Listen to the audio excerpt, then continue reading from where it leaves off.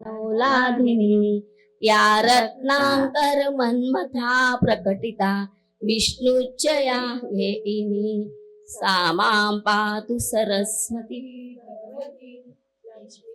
पद्मावती. झालं म्हणा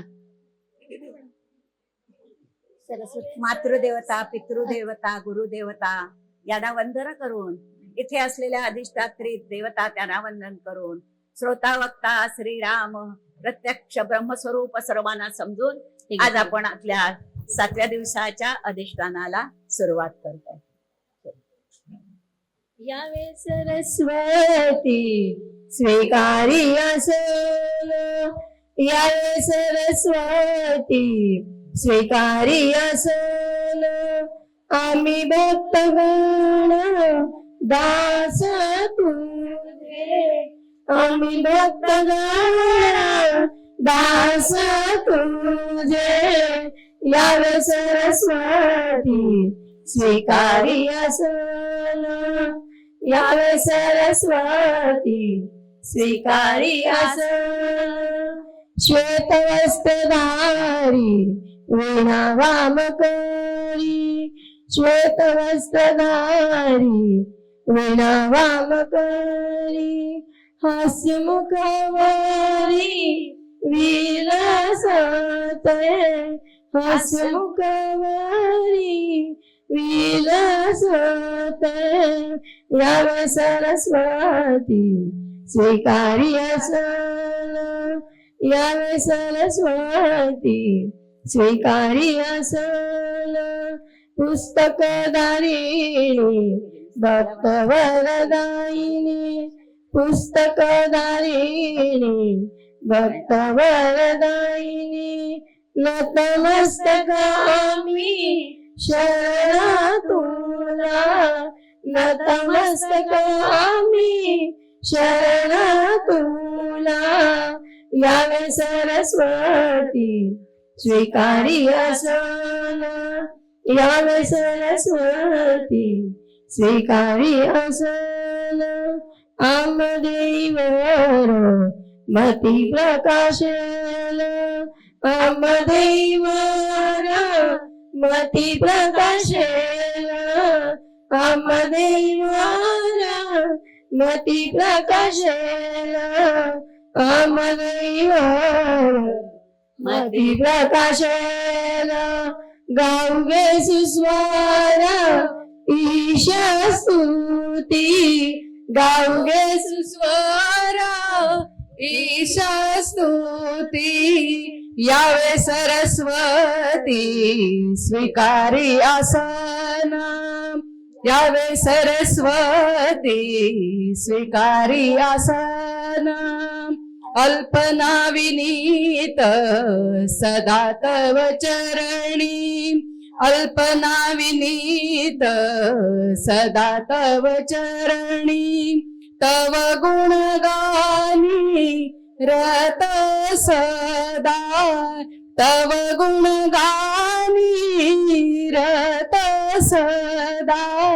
यावे सरस्वती स्वीकारी आसन, यावे सरस्वती स्वीकारी आसन, आम्ही भक्तगण दास तुझे, आम्ही भक्तगण दास तुझे, यावे सरस्वती, यावे सरस्वती, यावे सरस्वती स्वीकारी आसन.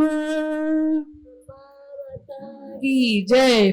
श्री गणेशाय नमः, श्री सरस्वत्यै नमः, श्री गुरुभ्यो नमः, श्री विंध्यवासिनी नमः, श्री देवी तुझ जाण स्तविताती देवगण, मंदमती मी अज्ञान स्तवन कैसे करावे, अंबे जरी मी अज्ञ बालक, आले शरण तू पालक, घालवी माझे दोष सकळिक, ज्ञानपाना पांडुरी, जगताच्या कल्याणार्थ असशी तू अवतार घेत, नाशी अमुचे दुरीत, प्रसन्न व्हावे शिवदूती,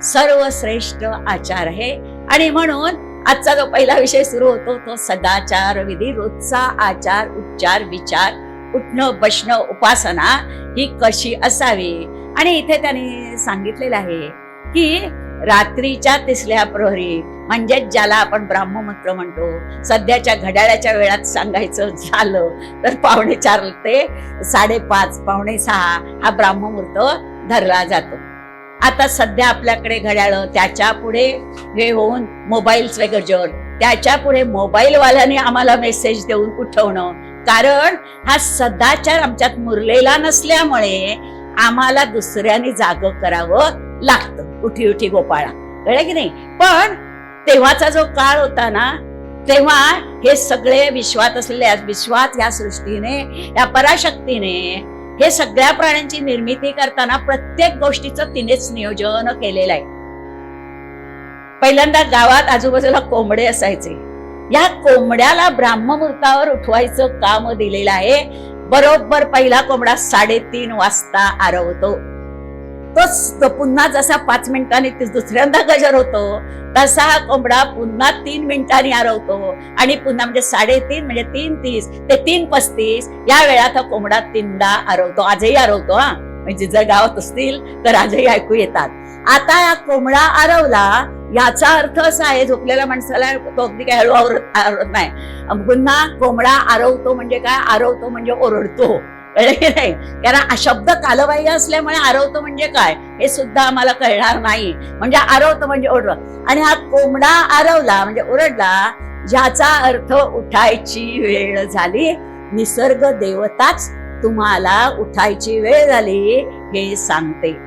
आणि ही उठायची वेळ झाली की अर्थातच माणसाला उठायला, जागो व्हायला, जागतो अंथरुणातून बाहेर यायला, म्हणजे अंथरुणातून बाहेर यायला म्हणजे प्रॅक्टिकल अंथरुण सोडून बाहेर यायला नव्हे, तर तिथे जागवून सावध व्हायला काही काळ लागतो. सायन्स सुद्धा, शरीरशास्त्र सुद्धा असं सांगतं की घाईघाईन उठलं आणि धावत उभं राहिलं असं करू नये. हे जे तुमचं शरीर आहे ते सेटल झालं पाहिजे. सध्याच्या भाषेतला शब्द सेटल, देवाच्या भाषेतला शब्द स्थिर. काळाच्या काय शब्द सांगावे लागतात सांगते. कारण मी जसं तेव्हाच्याच शब्दात बोलायला गेले ना, जाऊ दे नाही बोलत, तर स्थिर झाला पाहिजे, देह स्थिर झाला पाहिजे. आता हे देह स्थिर करण्यासाठी सुद्धा मग देह स्थिर करायचा आहे. आणि मग नसते विचार करायचे का नाही. देह स्थिर करताना त्याचबरोबर मनही स्थिर झालं, म्हणजे देह आणि मन याची आपल्या दिवसाभराच्या कार्याला लागण्यासाठी तयारी करायची आहे. आणि म्हणून उठल्यानंतर हांतरुणावरच स्थिर बसायचं आहे. हांतरुणावर स्थिर बसून काय करायचं आहे, प्रथम भूमीला स्पर्श करायचा आहे आणि भूमी वंदना करायची आहे. मला वाटतं सगळ्यांना तेव्हा म्हणायचा श्लोक माहिती असावा, बरेच जण हे करत असावेत अशी अपेक्षा आहे. त्याच्यानंतर आपल्या हातांचं दर्शन घ्यायचं आहे. कराग्रे बसले. पुन्हा इथे हातांचं दर्शन घेताना कसं घ्यायचं आहे यालाही पुन्हा महत्व आहे. आणि म्हणून कराग्रे म्हणजे दर्शनच तुम्ही कसंही आता घेतोय, आता असं नाही घ्यायचंय ना, ते ठराविकपणे पुन्हा ह्या ज्या तुमच्या रेषा आहेत हातावरच्या, या अशा पूर्ण जोडल्या गेल्या. अशा ज्या जोडली जाते पहिली रेष तेव्हा ती अर्धवर्तुळाकार होते, लक्षात घ्या. म्हणजे पुन्हा हात कसेही धरायचे, दर्शन घ्यायचे म्हणजे कसेही बघायचे, हात दाखवणं आणि हातांचं दर्शन घेणं आणि हात बघणं, 3 वाक्प्रचार आहेत हातांच्यावरती. काय, हात दाखवणं, हात बघणं आणि हातांचं दर्शन घेणं. तर त्यापैकी दाखवायची वेळ आली तर ती नंतरची गोष्ट आहे, पण प्रथम आपल्या हातांचं प्रत्येकाने दर्शन घ्यायचं आहे. आता इथे त्यांना दर्शन घेताना काय करायचंय, तर या 3 देवतांचा म्हणजे जी पराशक्ती आणि तिचा अर्धा भाग जी प्रकृती आणि पुरुषी आहेत त्यांचं दर्शन. म्हणून कराग्रे वसते लक्ष्मी. लक्ष्मी म्हणजे मूळ प्रकृती. करमध्ये सरसरे कुल कल्वमुले तू गोविंद. गोविंद म्हणजेच कृष्ण, म्हणजेच मूळ प्रकृती. काय, तेव्हा तुम्हाला दिवसाभराचा तुमचा एकूण उत्तम कार्यक्रम होण्यासाठी, आयुष्य उत्तम जाण्यासाठी कशा कशाची गरज आहे, लक्ष्मीची गरज आहेच. सरस्वतीची म्हणजे बुद्धिमत्तेची, म्हणजे ज्ञानाची, शुद्ध ज्ञानाची, शुद्ध ज्ञानाला विवेकाची जोड असणं आवश्यक आहे. म्हणून सरस्वती. पण ही जी पराशक्ती आहे ती म्हणते की मी नारायणाला पुढे करून सर्व कार्य करत असते. म्हणून नारायण कर मुलेचू आपण म्हणतो, दंडात जोर असेल तर पुढ्यात ये. हे दंडात जोर हे पुरुषत्व आहे. म्हणून नारायणाचं स्मरण करायचं आहे. हा पहिला सदाचार विधीमध्ये त्यांनी पहिलंच आहे की आणि उठायचं आहे ब्राह्मण मुहूर्तावरच उठायचं आहे. काय नाहीतर काय आहे, दर 1.5 तासाने कोंबडा आरवतो. त्यामुळे 7:30ला सुद्धा कोंबडा आरवतो आणि 8:30ला सुद्धा आम्ही कोंबडा आरवल्याबरोबरच उठलो. किती वाजता? 9:30 वाजता. काय म्हणजे प्रातः समय संपून गेलेला असतो. कारण पुन्हा दिवसाचे 4 प्रहर, रात्रीचे 4 प्रहर सांगितले, तेव्हा आपल्याला प्रहर सुरू व्हायच्या आधी लक्षात घ्या, ब्रह्ममुहूर्त हा तुमचा दिवसाचा प्रहर सूर्योदय झाल्यानंतर सुरू होतो. दिवसाचा प्रहर सूर्योदय झाल्यानंतर सुरू होतो. तुम्हाला ब्राह्ममुहूर्तावर उठायला सांगितलेलं आहे. आता नेमकं ब्राह्म म्हणजे काय? गंमत आहे. पुढच्या मुलांना ते तुम्ही सांगायला गेला, आता पुढच्या मुलांना कशाला, पण आपल्या पिढीतली माणसं सुद्धा 2-3 कारणं देतात. एक, ऐकत नाहीत. मग मुलंही ऐकत नाहीत, पुरुषही ऐकत नाहीत, मुलीही ऐकत नाहीत. बेसिक मी सांगितलं, आपण शक्तिरूप आहोत. स्त्री ही शक्तिरूप आहे, ही लक्ष्मी रूप आहे, सरस्वती रूप आहे.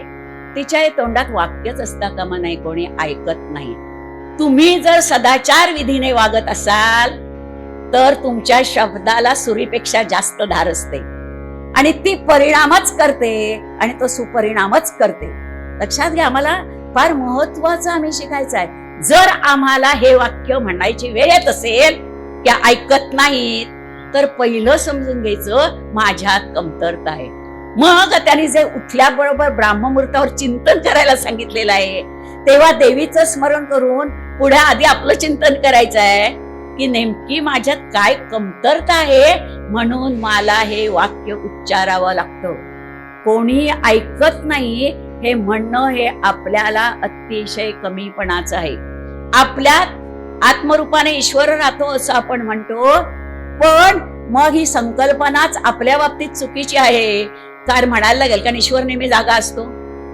ज्याला आम्ही एखादी गोष्ट कर सांगतो, उठ म्हणतो, त्याच्यातही ईश्वर आहेच आत्मरूपाने. तेव्हा तुमच्यातला आत्म ईश्वर जर सदाचार सद्विचारनी सत्कर्माने ब्राह्ममुहूर्तापासून रात्रीच्या शेवटच्या प्रहरापर्यंत जगणारा असेल तर दुसऱ्याच्या आत्मस्वरूपाला साथ दिलेली पोचलीच पाहिजे. असं सदाचार विधीमध्ये कोण सांगताय? नारायण मुनी. पण सांगणारी व्यक्ती सामान्य नाही आहे. नारायण मुनी सर्वात श्रेष्ठ मुनी मानलेले आहेत. पुन्हा मुनी आणि ऋषीमध्ये फरक आहे, कळले की नाही? मुनी आणि ऋषीमध्ये फरक आहे.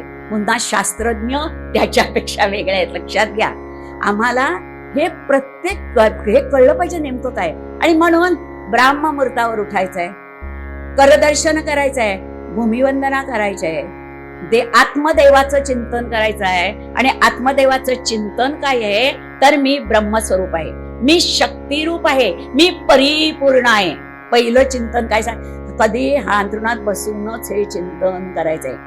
आणि मग मी जेव्हा अंथरुण सोडून उठणार आहे तेव्हा मी परिपूर्ण आहे या संकल्पनेने उठणार आहे. काय? मी परिपूर्ण आहे, मी शक्तिरूप आहे, ह्या संकल्पनेतून पुन्हा त्या अंथरुणालाही नमस्कार करायचा आहे. कशासाठी? की त्या अंथरुणामुळे आम्ही सुखरूप आणि निवांत झोपू शकलेले आपण बघतो. एखाद्या चादरीला गडी जरी चुणी पडलेली असेल तरी ती बोचत राहते, कळले की नाही? पुन्हा आपल्याला उठून सारखं करायचा कंटाळा आलेला असतो, मग फक्त इकडून तिकडेच होत राहतो, झोप पुरी होत नाही. तेव्हा जरी ते तुम्हीच अंथरूण घातलेलं असेल किंवा दुसऱ्या कोणीही तयार केलेलं असेल तरी ते सुद्धा व्यवस्थित राहिलंय. माझ्या हालण्याने त्याला चुनी पडली नाहीये आणि त्याने मला सुखरूप निद्रा दिलाय. कारण पुन्हा रात्री झोपताना श्वासातले निद्रा देवाची प्रार्थना करायची, पण ते शेवटी येईल आचार काढा, दिवसाचा शेवट आहे निद्रा करणा, कळलं की नाही? पण आम्हाला प्रत्येक गोष्ट इतकी या सृष्टीमध्ये इतकी नियोजनबद्ध आहे. मग आम्ही सुखी का नाही? कारण आम्ही हे नियोजन समजून घेतलं नाही. आणि समजलं तरी शब्दरूपात समजलं. शब्दरूपात तुम्ही प्रत्येक जण सांगू शकाल दुसऱ्याला, मला खात्री आहे, पण आत्मरूपाने त्याचा स्वीकार करून तो आचार असला पाहिजे असं नारायण मुनी सांगतात. त्याच्यानंतर त्यांनी सांगितलेलं आहे, स्त्रियांना तुळशी पाणी सांगितलेलं तेव्हाच्या काळी. आता फक्त झाडून पुसणंच असतं, पण तेव्हाच्या काळी झाडलोट करणे असा शब्द होता. लोट हा शब्द आता आवश्यक फारसा उरलेला नाही, कारण झाडताना जो पालापचरा किंवा बाहेर जमीन, घरात जमीन असायची, त्यामुळे माती पायाने कचरा जास्त यायचा, त्यामुळे तो जास्त जमाला की ताकद लावून तो लोटावा लागायचा.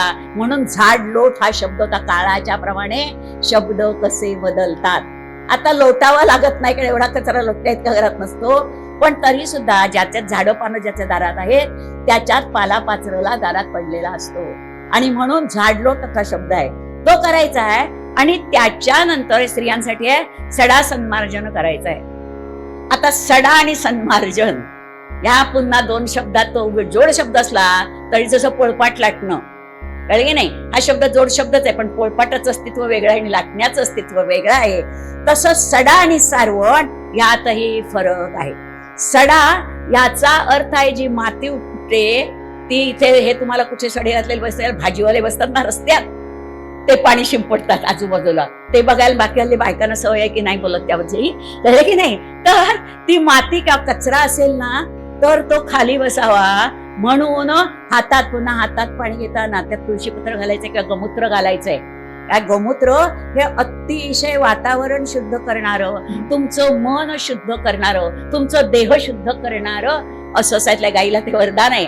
आणि म्हणून त्या पाण्यात थेंबर पाणी गोमूत्र घालायचं आहे आणि ते हाताने पुन्हा कसं शिंपडायचं आहे, असं शिंपडणं नाहीये. हाताने हे जे तुमचे 2-4 बोटामध्ये ज्या मधल्या गॅप आहेत त्यातून ते ठराविक प्रमाणात पाणी खाली पडलं पाहिजे, त्याला सडा घालणं म्हणतात, लक्षात घ्या. आणि दुसरा शब्द सडा रांगोळी घालण्याला म्हणतात. बाहेर सडा घालायचा राहिलाय. पुन्हा ही रांगोळी तेव्हा तुम्ही जे तांदूळ खाता त्याचं जे बाहेर चिकरलं त्याला कोकणी शब्द आहे करलं, इकडे भाताचे तण म्हणतो आपण, कळलं की नाही.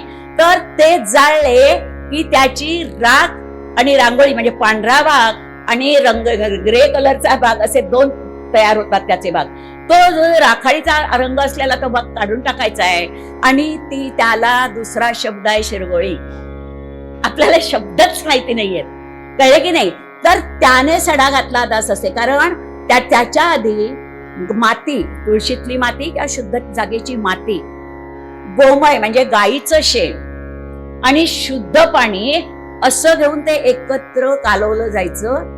आणि त्याच्यानंतर पुन्हा ते हातान सारवायचं नाही, तर ते फडक्याचा बोळा घेऊनच ते देवाच्या पुढे, तुळशीच्या पुढे, दारातला उंबरठा इथे त्याने ते सारवायचंय, त्याला सारवण असं म्हणत असतात. आता कशाला सारवण माहित आहे म्हणताय का, चुकीची मुलं किंवा इतर कोणी माणसं वागतात आणि त्यावेळी दुसरी व्यक्ती ते सावरायचा प्रयत्न करताय, त्याला सारवण घालणं म्हणतात.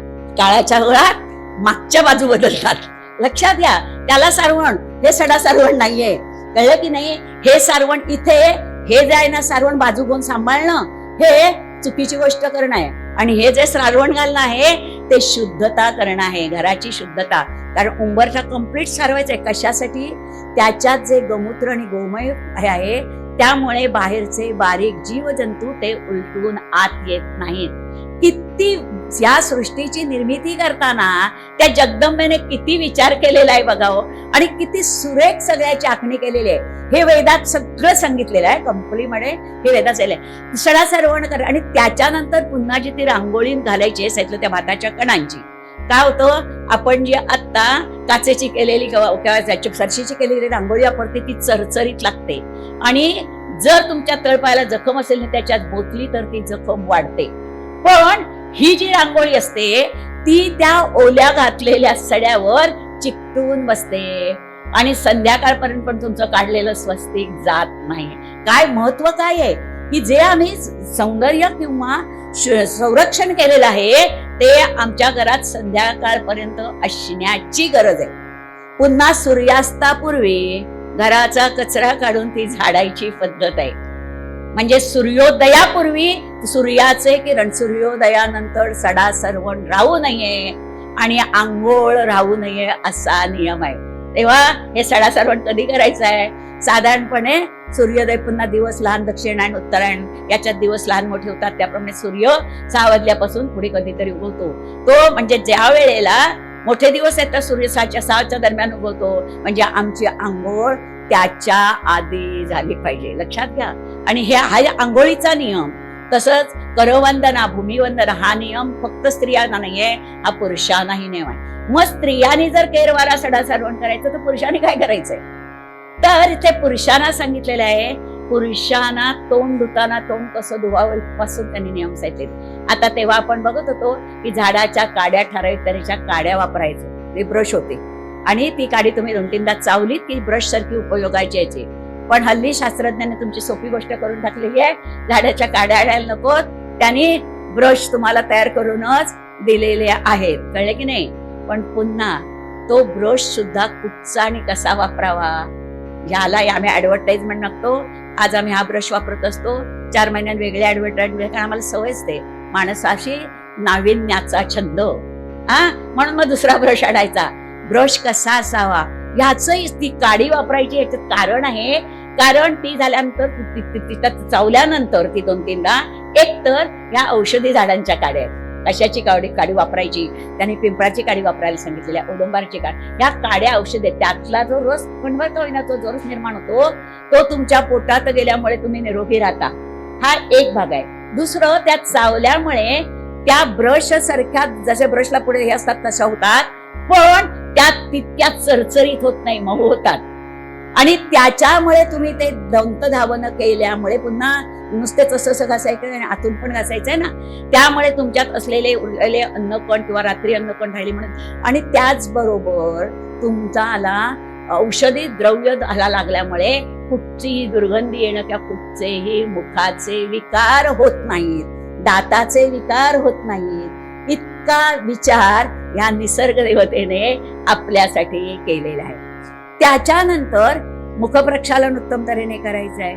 त्याच्यानंतर त्यांनी नियम सांगितलेत, अर्थातच सकाळची वेळ आहे म्हणजे सध्याच्या भाषेत 1 आणि 2 नंबर, तेव्हाच्या भाषेत दिशेला जाणं, कळले की? आता दिशेला जाणं हा शब्द सुद्धा कोणाला जर म्हटलंस, दिशेला जाऊन आलास का, आताच्या एखाद्या मुलाला विचारलंस दिशेला जाऊन आलास का, तर हा विचार कळणारच नाही, कारण सगळ्या दिशा हल्ली घरातच असतात, कळलं की नाही? सगळ्या दिशा घरातच असतात, पण घरात सुद्धा जर आम्ही शास्त्र शुद्ध, कळलं की नाही, वास्तुशास्त्राचा विचार करून घरं बांधलेली असतील तर ती हा जागा सुद्धा त्या दिशेला वास्तुशास्त्राप्रमाणे बांधलेल्या घरात असतात. त्याने किती सांगितलंय, कमीत कमी 2 फरलांग तेव्हाचं, म्हणजे कमीत कमी 3 किलोमीटर घरापासून दिशेकडे जाणं म्हणजे शौचाला जाणं किंवा मूत्र विसर्जन करणं. पुन्हा हे मूत्र विसर्जन करताना कसं असावं, तर त्यांनी सांगितलेलं आहे, पाणी पितोय, देवाचं नाव घेतोय, गायत्रीचा जप करतोय, तर अशा वेळेला मूत्र विसर्जन करताना खाऊ नये, पिऊ नये, बोलू नये. आता हे 100% सांगायची गरज आहे, नाहीतर हल्ली आपण बघतो वेगवेगळ्या स्टेशनला वेगवेगळ्या गोष्टींची सोय असते, एकीकडे बसून तिकडे, आणि तिथून ते बोलत असतात किंवा मोबाईलवर बोलत असतात. दुर्दैवाची गोष्ट आहे, या साध्या साध्या गोष्टी, मोबाईल समजा एखाद्याचा आला आणि डिस्कनेक्ट झाला तरी मोबाईलवर सोय आहे हो तुम्हाला, तो फोन कोणाचा आला होता तो कळण्याची ना. आणि ह्या गोष्टी घटनेला किती जास्त, एखाद्याला उशीर लागत असेल तर 7 मिनिटं लागतील हो, याच्या पलीकडे लागणार नाहीयेत ना. म्हणजे तेव्हा काही बोलण्याची गरज नाही, आणि अगदी मेसेज कोणाचा आला असेल तरी आपण नंतर त्याला मेसेज करू शकतोय की नाही. पण आम्हाला काळाच्या योगात ह्या सदाचाराचं महत्वच कळत नाही, आणि ह्याच कारण आमच्याकडे सगळं असून सुद्धा प्रत्येक व्यक्ती अतृप्त आहे. हा सदाचार ह्याच्यासाठी सांगितलेला आहे खास करून, की तुम्हाला जर तृप्त राहायचं आहे, शांत राहायचं आहे, सुखी राहायचं आहे, तर या साधे साधे जर नियम पाळले. आता इथे सांगितलेलं आहे, तुम्ही मूत्र विसर्जन केल्यानंतर 4 चुळा भरून टाकायच्यात. आता हल्ली चूळ भरणं आणि पाय धुणं हा प्रकारच वर्ज्य केलेला असतो, कळले की नाही, अत्यावश्यक आहे. आणि त्याच्यानंतर मलोत्सर्ग करून आल्यानंतर पुन्हा तेव्हाच्या काळाच्यातलं ना, इतकं 3 किलोमीटर लांब गेल्यानंतर पाण्याची सोय, पुन्हा घरातून पाणी, इथे आपले नळ असतात घरात सोडायला, कळले की नाही, तर एक ते पाणी आपण मातीचा उपयोग करत असतो. पण पुन्हा ही माती कशी असावी, उखर असलेली, म्हणजे खरखरीत माती असते पांढरी झालेली, तशी माती घ्यायची नाहीये. पुन्हा तुमच्या प्रकृतीचा किती विचार केलेला आहे. पुन्हा हा विधी खणलेल्या जागी करायचा नाही, जमीन जिथे खणलेली आहे तिथे करायचा नाहीये, पाण्यात करायचा नाहीये. बऱ्याच लोकांना माहिती नाही, तीर्थक्षेत्राला आपण जातो आणि प्रत्येकाचं मन असतं की पाण्यात उतरलं की लघवी होतेच, कळलं की नाही. आणि म्हणून जर तुम्ही बघितलं तर अनेक तीर्थक्षेत्रा ठिकाणी अशा काही अख्ख्या काठावर हे बांधसोनी करणं शक्य नाहीये, पण साधारण 1 मैलाच्या अंतरावर या लॅव्हेटरीची सोय केलेली आहे. मग तुम्हाला जर तीर्थात स्नान करायला उतरायचं आहे ना, तर आधी तिथे जाऊन या आणि मग स्नानात उतरा. लक्षात घ्या. पण सगळ्या सोयी म्हणजे आत्ताच्या काळात सोयी नाहीयेत का? आत्ताच्या काळात तुमचा विचार केलेला नाहीये का? आहे, पण आम्हीच अविचारी झालोय आणि आमचा आचार तर उरलेला नाहीये. म्हणून हा सद्विचार आजचा जो आग्रह आहे ना, तो फार महत्वाचा आहे. आणि त्याच्या शौचाला जाऊन आल्यानंतर 12 चुळा टाकायच्या. गंमत आहे, तुम्हाला पुढची पिढी विचारेल, कदाचित तुमच्या कोणाच्या मनात हा प्रश्न नसेल आला, या चुळा टाकून काय होत आहे? लक्षात घ्या, नेमकी चूळ टाकता, चूळ खळखळ होता तेव्हा काय देहाची काय होते बघा, तुमचा श्वास वरती घेतला जातो. चूळ टाकताना तुमच्या जिभेवर सारखी लाळ निर्माण होत असते, ती लाळ त्याच्यात मिसळते. लक्षात घ्या. आणि ती खळखळून टाकल्यामुळे त्या दोघांचं मिश्रण म्हणजे तुमच्या हे विधी करत असताना तुमच्या मधल्या नलिकातून हे जे घाणेरडे पदार्थ शिल्लक राहतात ते त्या नलिकातून वरती येऊन त्या पाण्याबरोबर बाहेर फेकले जातात. हा महत्वाचा भाग इथे म्हणजे पुन्हा शरीरशास्त्राचा विचार किती उत्कृष्टपणे केलेला आहे बघा. आम्हाला वाटतं पुराण काय नाही, आत्ताची जी शास्त्र आहेत ना, ते एकेका शास्त्रात एकच गोष्ट सांगितलेली आहे, पण या एकेका ग्रंथात प्रत्येक गोष्ट म्हणजे तुमचं धर्मकारण, तुमचं राजकारण, तुमचं जातीकारण, तुमचं वैयक्तिकरण, तुमचा कुळधर्म आणि तुमचं शरीरशास्त्र, समाजशास्त्र, मानसशास्त्र, या सगळ्याचा विचार हे सगळं सांगताना केलेला आहे. आणि म्हणून पुराणातली वानगी पुराणात नाही, तर पुराणातल्या कथा आज आचारात, काय पुराणातली वांगी आचारात, हा फार महत्वाचा हे सांगितलेलं आहे. त्याच्यानंतर त्यांनी सांगितलंय, त्याच्यानंतर स्नान करायचं आहे. पुन्हा हे स्नान करताना स्नान कसं करायचं आहे तेही सांगितलेलं आहे. कुठेही तेव्हाच्या काळात साबणांचा उल्लेख नाहीये, कारण साबण हे नंतर निर्माण झालेली गोष्ट आहे. पण साबण नव्हता का? मग होता. नैसर्गिक रिठ्य मला वाटतं असतील या गावात, झाडही असतील. ती जर आपण बघितली तर फोडली, ओली केली का जरा भिजत घालून ठेवली की त्यांना उत्तम तऱ्हेचा फेस येतो. जर ती रिठ्या भिजवून तशीच अंगाला लावली तर जरा खरखरीत असते त्याची बाहेरची साल. जरा रब करणं, हल्ली तुम्ही ते वायरच्या सारखे बॉल वापरता अंगाला घासायला, की नाही, त्यापेक्षा ही रिठ्य सहज खरखरीत असतात. म्हणजे पुन्हा निसर्गाने केलेलं नियोजन बघा, ते लावत असत. कळे की नाही. जर तुम्हाला डोक्यावर म्हणजे स्त्रियांसाठी, कारण स्त्रिया काही रोज केसावर आंघोळ करत नव्हत्या, पण पुरुषांना मात्र रोज आंघोळ करायचे नखशिखांत. कारण ब्रह्मरंध्रातले जेव्हा योग साधना सांगितलेली आहे पुढे, ती योग साधना करताना त्यांचा प्राणवायू त्यांना तेव्हा ते ब्रह्मरंध्र स्वच्छ असलं पाहिजे. त्याच्यासाठी पुरुषांना डोक्यावरून आंघोळ सांगितलेली आहे पूर्ण. पुन्हा आंघोळ करताना पहिला तांब्या उजव्या खांद्यावर घ्यायला सांगितलेलं आहे. म्हणजे कुठून आंघोळ काय घेतलं काय ओतलं नाही, आंघोळ कशी करायची. त्याच्यामध्ये 2-3 आहेत. क्रमवार तुम्ही घेत जाता तेव्हा ते पाणी जास्त गार असेल तरी तुम्हाला कळतं, जास्त गरम असेल तरी कळतं, शरीराला ते सोसताय की नाही कळतं, शरीरशास्त्राचा विचार. दुसरा तांब्या डाव्या खांद्यावर घ्यायचा आहे आणि तिसरा तांब्या घेताना तुमच्या आराध्य दैवतेचं किंवा कुलदेवतेचं स्मरण करून मग तो तांब्या दोन्ही खांद्यावर थोडथोडावतायचा. लक्षात घ्या किती शास्त्र शुद्ध सांगितलेलं आहे. आणि त्याच्यानंतर मग तुम्ही अंगावर पाणी घेऊन तुम्हाला तसा रिठ्याचा साबण लावून त्याच्यानंतर तुम्ही स्वच्छपणे, तिथे सुद्धा पुन्हा 5 चुळा सांगितलेले आहेत टाकायला. का? तर तुम्ही जेव्हा अंगावरती गरम पाणी घ्या, गार पाणी घ्या, तेव्हा तुमच्या आतल्या ज्या सगळ्या नाड्या आहेत की नाही त्यांच्यावरती परिणाम होतो. त्याच्यातलं रक्ताभिसरण नीट व्हायला लागतं. इथे रक्ताभिसरण वगैरे शब्द त्यांनी वापरलेले नाहीत, त्यांनी फक्त असा करा असा सांगितलेला आहे. पण आपल्याला नेमकं असं करा की बॅकग्राऊंडला प्रश्न असतो का, आणि त्यामुळे आम्हाला सांगावं लागतं. हे जे रक्ताभिसरण नीट होतं, पुन्हा तुम्हाला सांगितलं की त्या नाड्या उद्दीप्त होणं म्हणतात त्याला. काय उद्दीप्त होणं म्हणतात?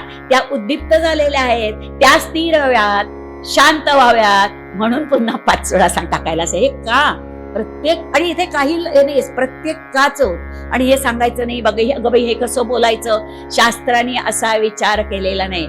जे जे तुम्हाच्या जीवनाच्या दृष्टीने योग्य ते त्यांनी अगदी कसलीही भानबीड न ठेवता सांगितलेलं आहे आणि आम्हाला इथे बसून सांगावंच लागतं. फार महत्वाचा भाग आहे आणि त्यामुळे त्यांनी हे सांगितलंय. त्याच्यानंतर अंग पुसणं हा सुद्धा कसं पुसायचं ह्याचं त्यांनी वर्णन केलेलं आहे. कुठचा भाग आधी पुसायचा आहे लक्षात घ्या. पुन्हा तुम्हाला मुखापासून हे भाग पुसायला सांगितलेले आहेत.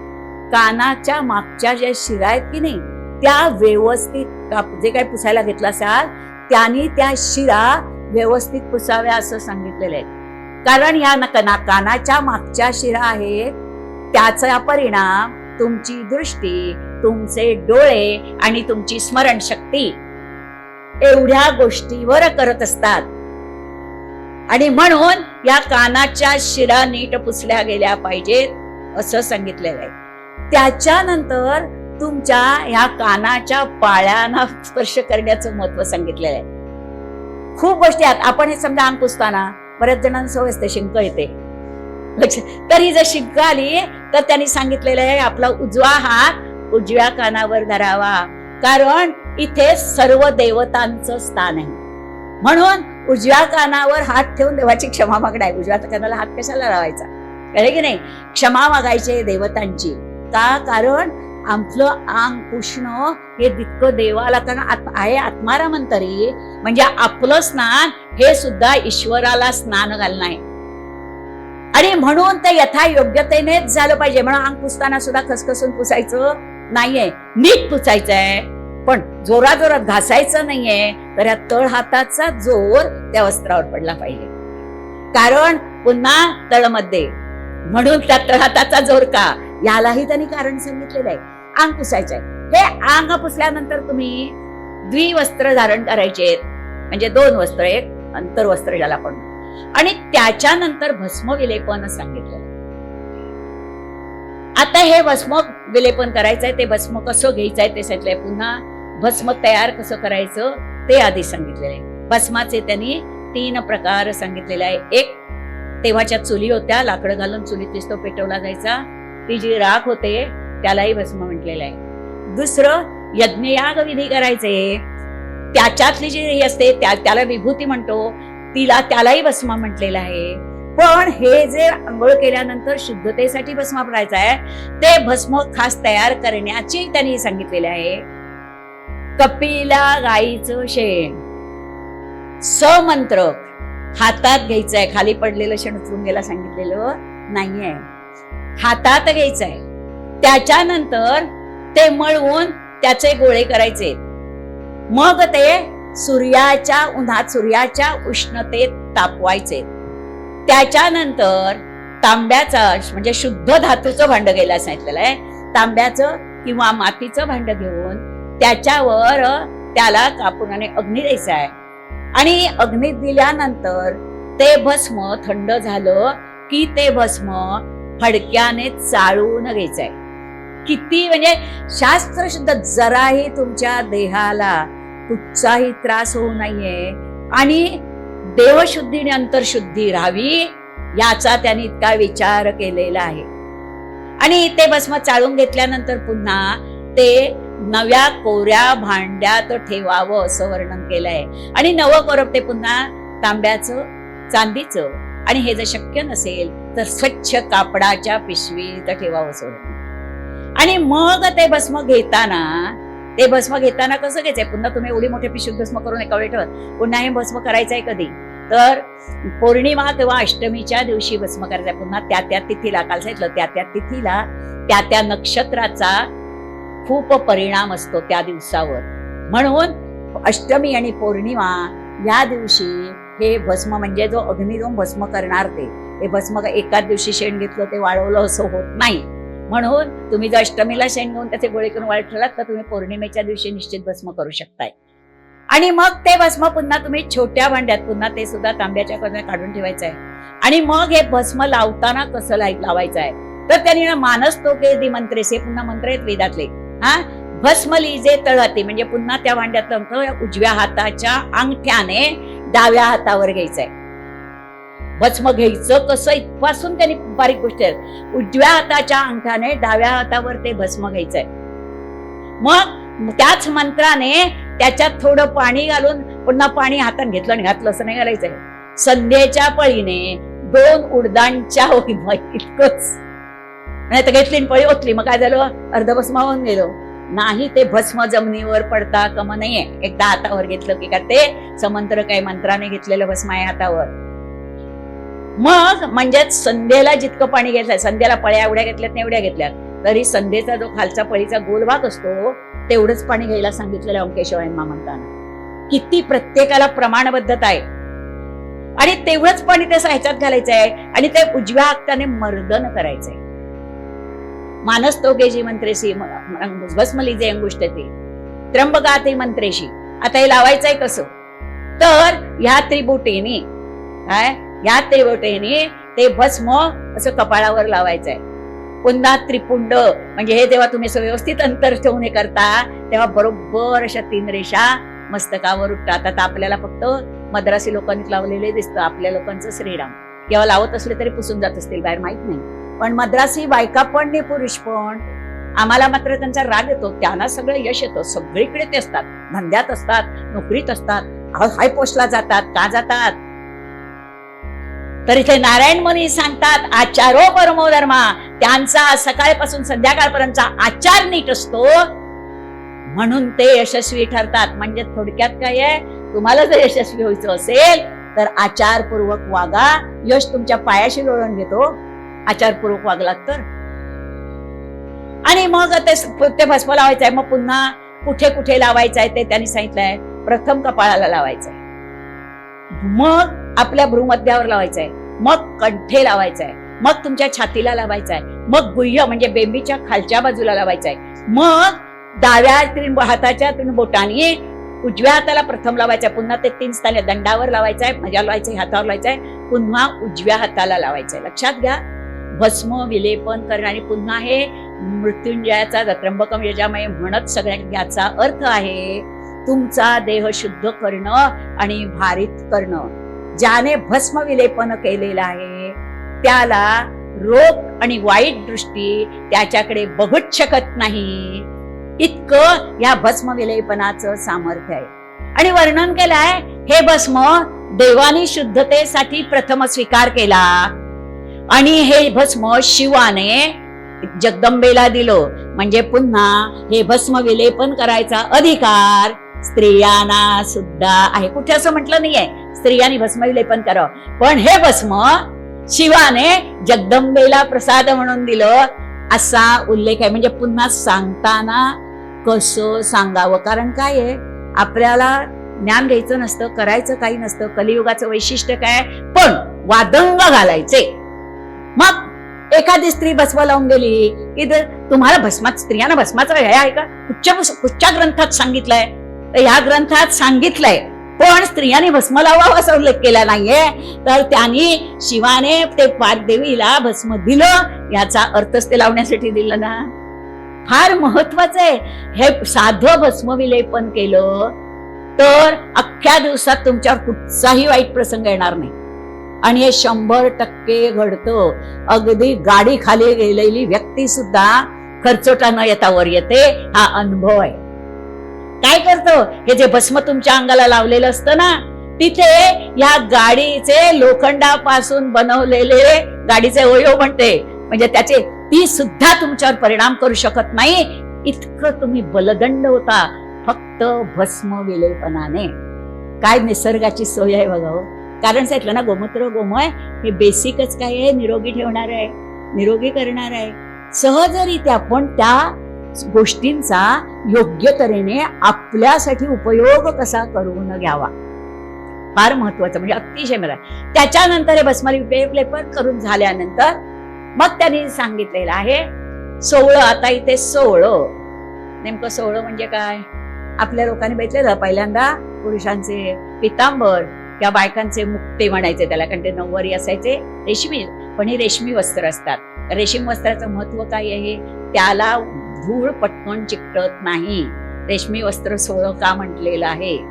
सोळं या शब्दाचा अर्थ आहे जे तुम्हाला कचऱ्यापासून आणि दुसऱ्यांच्या वाईट दृष्टीपासून संरक्षण ठेवील ते सोळं. नेमकं सोळं काय? ते धारण करायचं आहे.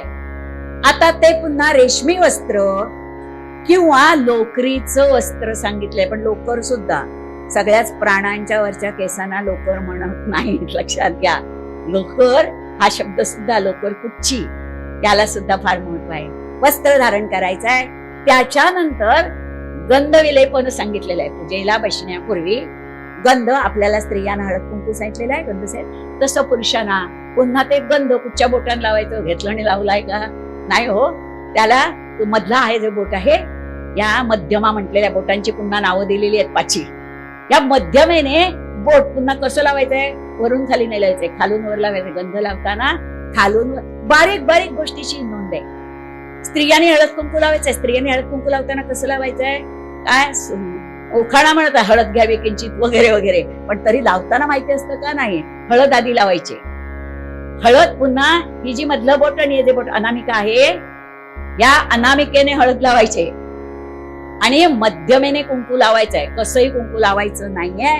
तर अनामिका आणि मध्यमा हीच बोट दुसऱ्याला कुंकू लावताना पण आणि स्वतःला कुंकू लावताना पण वापरायची आहे.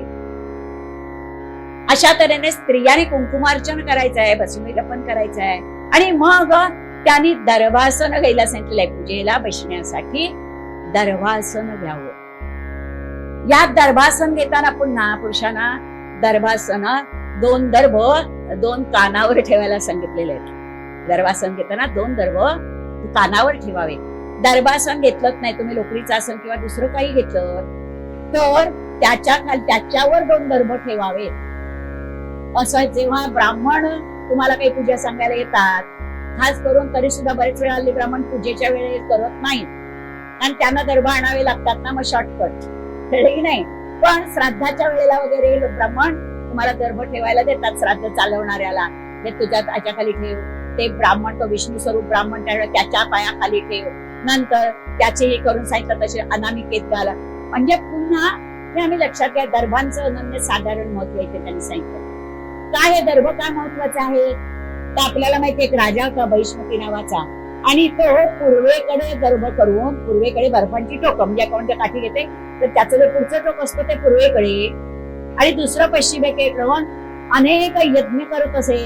आणि त्यामुळे ह्या दर्भांना अनन्य साधारण मत, आणि ते टोक सूर्याकडे असल्यामुळे सध्याची रेखी की नाही, ती सूर्यकिरण डी व्हिटॅमिन त्या दर्भामध्ये खेचलं जात असे. पुन्हा हे दर्भ काढायचे कुठच्या तिथीला, कुठच्या वारी, कुठच्या दिवशी. म्हणजे खरं म्हटलं तर गवत आहे एक प्रकारचं दर्भ आहे, पण तरी सुद्धा तिथी वार नक्षत्र बघून ते काढावे लागतात. आम्हाला वाटतं काय सोपं आहे, सगळं सोपं नसतं की नाही. सगळं सोपं नसतं. आम्हाला शास्त्रशुद्ध जगायचं झालं तर. आणि इथे ते दर्भ त्यांनी सांगितलेलं आहे.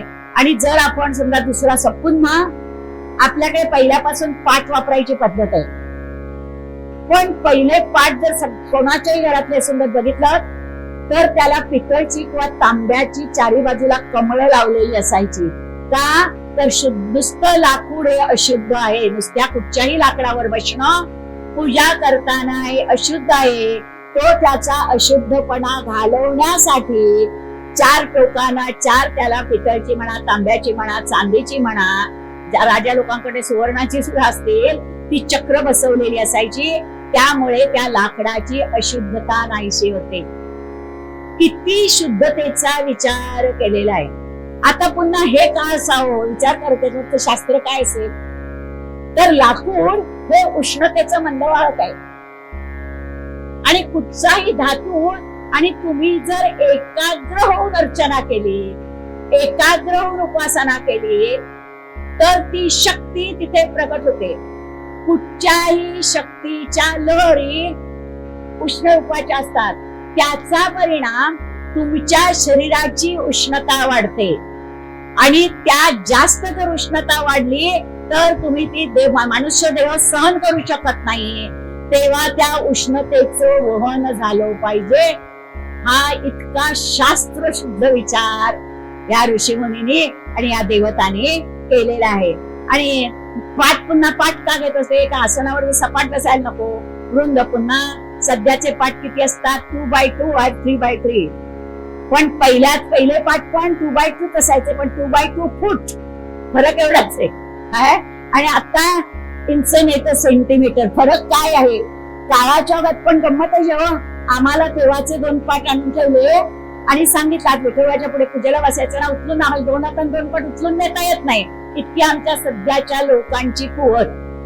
लक्षात घ्या, तेव्हाचे 4-4 पाठ 2-2 पाठ 2 हाताने असं उचलून बायका सुद्धा नव्हे 10 वर्षाच्या मुली पण नेत होत्या. का नेत होत्या हो? कारण ते करायचं आहे याची त्यांना लहानपणापासून सवय होती. आम्ही हल्ली वेगवेगळी कारणं देतो. 1 किंवा 2 मुलींना कामच सांगत नाही. आणि मग लग्नाच्या वेळेला मुलाकडचे माणसं हल्लीच्या मुलींना विचारतात. मुलगी डॉक्टर असते, इंजिनियर असते, नोकरी कर, स्वयंपाक येतो का? पण वेळच आली नाही करायची. स्त्रीला स्वयंपाक करताच आला पाहिजे. ती काय शिकले ही गौण गोष्ट आहे.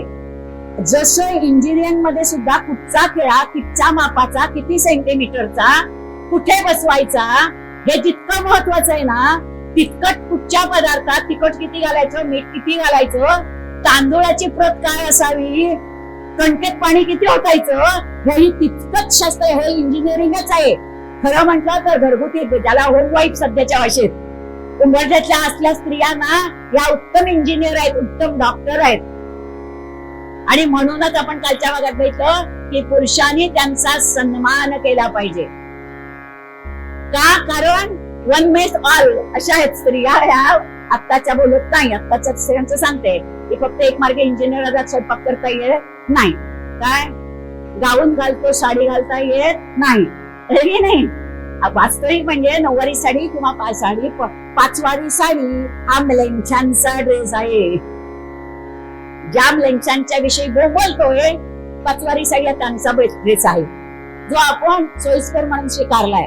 आणि आता पुढच्या विषयी न बोललेलं बरं. काय तेव्हा ही जी गंमत आहे, हे कशासाठी सांगितलेले आहेत हे आचार विधी. त्याच्यानंतर पूजा करायची कशी? मग पूजा करताना प्रथम आचमन करायचं. स्त्रियांनी सुद्धा आचमन करण्याचा हेतू आहे तुमची नाडी शुद्धी. कळले? म्हणजे मग त्याला बसल्यानंतर खोकला आला, शिंका आला असं होत नाही. जर काही तुमच्या याच्यामध्ये श्वासोश्वासाबरोबर धुळी कण गेलेले असतील तर 3दा आचमन करायचं आहे. ते पुन्हा ते प्रमाणबद्ध करायचं आहे. नाही तर तेच साईडला असं पळीभर पाणी घेतलं, आचमन करायला तर ठसका लागला. ठसकाला कुठच्याही तऱ्हेचा शारीरिक त्याच्यामध्ये डिस्टर्ब येऊ नये हा आचमनाचा हेतू आहे. आचमन करायचं आहे. त्याच्यानंतर पुरुषाने गायत्रीचा जप करायचा आहे. पण आता हा गायत्रीचा जप पुरुषांना करायचा अधिकार कधी येतो? तर 5, 7, 8व्या 5व्या वर्षी, 8व्या वर्षी, 11व्या वर्षी जो मुंज ज्याला आपण सध्याच्या वेळात म्हणतो त्याला व्रतबंध असं म्हटलेलं आहे. व्रतबंध आणि मुंज दोन्ही शब्द अर्थपूर्ण आहे. मुंज म्हणजे त्याच्या दरबारची मेखला घातली जाते त्या मेखेलेला नाव आहे मुंज. नाही. आणि व्रतबंध कारण तो विधी झाल्यानंतर तो व्रतस्थ ब्रह्मचारी होतो, म्हणून व्रत धारण करण्याचा विधी म्हणून व्रतबंध असे याला शब्द. तेव्हा गायत्रीचा उपदेश त्या मुलाला दिला जातो. आणि कालच सांगितलं तुम्हाला की त्याचं जन्म नक्षत्राप्रमाणे त्याचं नाव ठेवलं जातं. त्याला गोत्र विचारलं तर म्हणजे नेहमी संध्यावंदना करताना आपलं नाव आणि गोत्राचा उच्चार करायचाच आहे. तेव्हा त्याला जानवं घातलं जाते. जमतक जानवं काय आहे? बरेच जण घालत असतील, बरेच जण घालतही नसतील. त्याला पुन्हा 3 दोरे असतात. त्याला मध्ये एक गाठ असते, त्याला ब्रह्मगाठ म्हटलेले आहे. हा गायत्रीचा जप करताना ती ब्रह्मगाठ हातात घ्यायचे. पुन्हा या बोटाचा स्पर्श करायचा नाहीये. नाही, कारण हे बोट पितरांसाठी आहे, तर्पण करण्यासाठी आहे. तेव्हा ही 3 बोट म्हणजे मध्यमा, अनामिका आणि अंगठा असं देऊन ती ब्रह्मगाठ हातात धरायचे. त्याचबरोबर माळेवर जप करणार असाल तर ती ब्रह्मगाठ धरूनच ती माळ हातात धरायची. आणि नाही तर त्यांनी करांगली मालिका सांगितली आहे. ही कर मालिका काय आहे तर जे अनामिकेचं बोट आहे त्याच्या दुसऱ्या पेरापासून पहिलं पेर हे पितरांचं आहे म्हणून त्यांचं स्मरण करून ते त्यांच्यासाठी सोडायचं आहे. आणि या दुसऱ्या पेरापासून मग इथून सुरू करायचं आहे. तिसऱ्या अंकार मध्यमावरती वरून खाली, पुन्हा याच्यावरती वरून खाली आणि करंगलीच्या शेवटपर्यंत आला त्याच्या म्हणजे ते 11 वेळा जपतो. 11 पेर आहेत, एकूण 12 आहेत. पण ती त्याला करमाला असं म्हटलेली आहे. जर मार्गाने तुम्हाला शक्य नसेल तर असा जप करायला असायचा. आणि मग गायत्रीचा जप करायचा आहे. आणि हा गायत्रीचा जप करून झाल्यानंतर मग ज्या देवतांच्या पूजनाला तुम्ही बसला आहात त्या देवतेचं स्मरण करून त्यांना आवाहन करायचं आहे. सत्याची पूजा गुरुजी सांगतात किंवा गणपती प्रतिष्ठापना मारतात तेव्हा गुरुजी सांगतात तेवढंच आपल्याला माहिती असतं.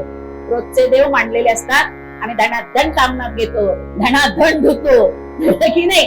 तेव्हा ते तरी तामणात असले तरी त्यांना ते तिथे आहेतच. पण तुम्ही मानसपूजा म्हणताना ऐकलं की काय सद्गुरू आमच्या हृदयाश्वासनाला आहेतच पण तरी पूजेसाठी बोलावितो खास. पण मी आता तुमचं पूजन करायला बसतोय म्हणून तुम्हाला हे आवाहन आहे असं त्या देवतेला आवाहन करायचंय.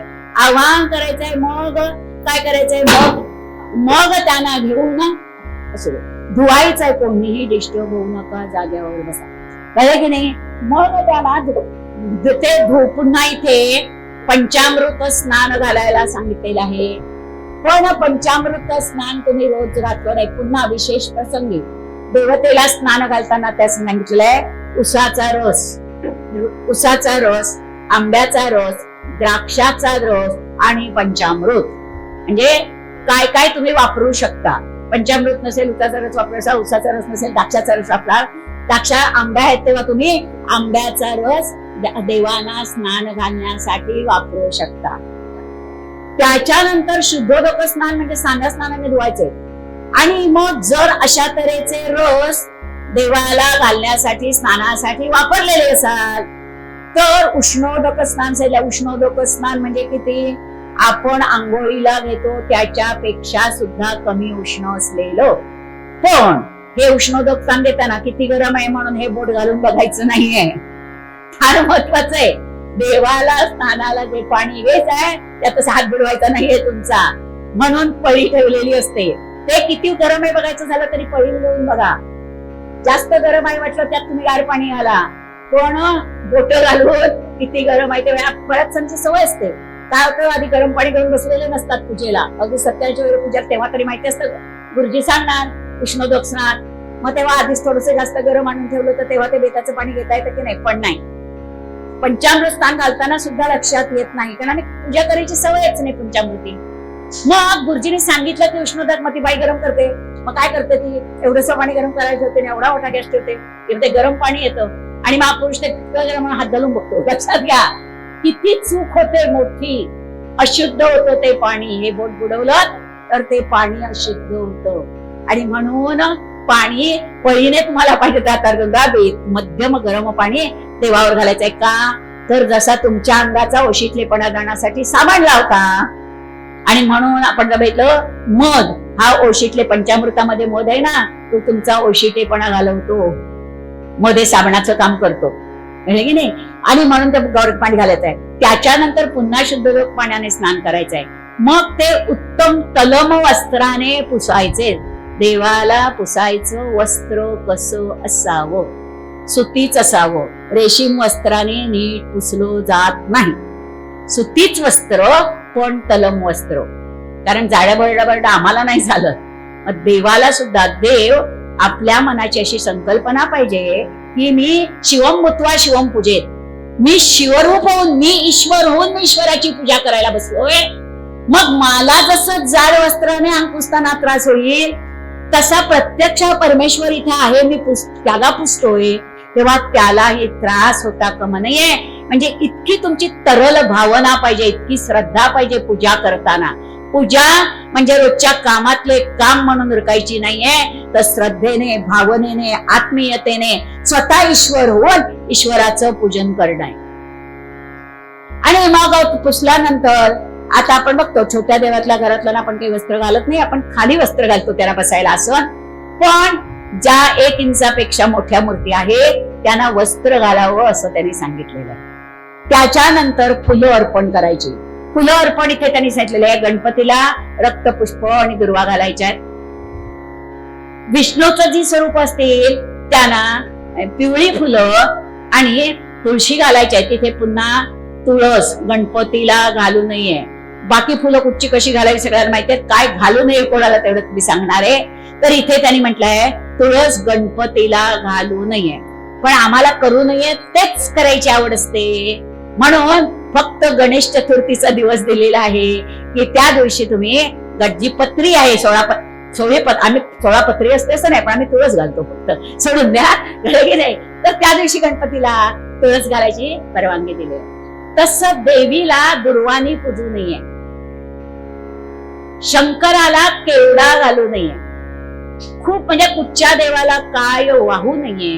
मग देवीलाही त्यांनी गुलाब पुष्प, कुठची रक्तपुष्प, गणपतीला जास्वंदी पुष्प जास्त हे आहे. हे सांगता सांगता ज्याने त्याने आपला इंटरेस्ट प्रमाणे ज्ञान घ्यायचं आहे. इथे सूर्याला सकाळी उगवत्यास म्हणजे बरोबर सूर्योदयाच्या वेळी सूर्य दिसला नाही तरी आम्ही पूर्वेकडे तोंड करून कुठच्या दिशेला उगवतो आपल्याला आपापल्या गावात ते घरात माहिती असतं, तर तिकडे तोंड करून उभं राहावं. हे पुरवत आहे कशासाठी? संतान प्राप्तीसाठी. लक्षात घ्या, तुमचा रोजचा आचार नीट असेल तर काय होतं, तर मुलं होत नाहीत म्हणून डॉक्टरकडे जाऊन 50 टेस्ट कराव्याच लागत नाही. जास्वंदीची, लाल जास्वंदीची फुलं जी आहेत ती 12 फुलं, पुन्हा त्याला कीड लागलेली नसावी. ती फुलं पाण्यात बुडवून धुवायची नाहीये. फुलं स्वच्छ असावीत. त्या फुलांवर हाताने पाण्याने प्रोक्षण करावं. ती एका शुद्ध धातूच्या ताटलीत किंवा इथे पुन्हा टोपल्या कुठच्याही झाडाच्या बनवलेल्या नाहीत. वेळूच्या आपण जर बघितलं तर वेळूची काडी जाळणं ही अशुद्ध आहे, पण टोपलीला शुद्ध मानलेलं आहे, कारण त्याला ब्रह्मदेवाने आशीर्वाद दिलेला आहे म्हणून. त्याच्यात ती फुलं ठेवावीत. सूर्याकडे तोंड करावं. ओम सूर्यदेवाय नमः आपला आणि मग सूर्याची 12 नावं दिलेली आहेत. फुल असं हातात घ्यायचं आहे, उलट वर्ष असं पाहिजे. फुल कसंही घेतलं असं नाही, हे फुल असं असलं पाहिजे हातात. आणि पुन्हा ही सरळ बोट एकमेकांना अशी चिकटून अशा तऱ्हेने म्हणजे वरचा भाग उंजळीने सूर्याय नमः म्हणून सूर्याला फुलं घालायचे. किती? 12 फुलं. आज का मी सांगते, आज सांगण्याचं कारण आहे आज भानुसप्तमी आहे. हे जे व्रत आहे ते भानुसप्तमी पासून सुरू करतात. भानुसप्तमी म्हणजे रविवारी जी सप्तमी येते. भानु म्हणजे सूर्य, सूर्यात रविवार हा सूर्याचा वार आहे. आणि सप्तमी या भानुसप्तमीला अनन्य आज आहे ती सुदैवाने तुमच्या, कळलं की नाही. तर भानुसप्तमीला हे व्रत सुरू करतात आणि सूर्योदयाला आपली फुलं वाहतात.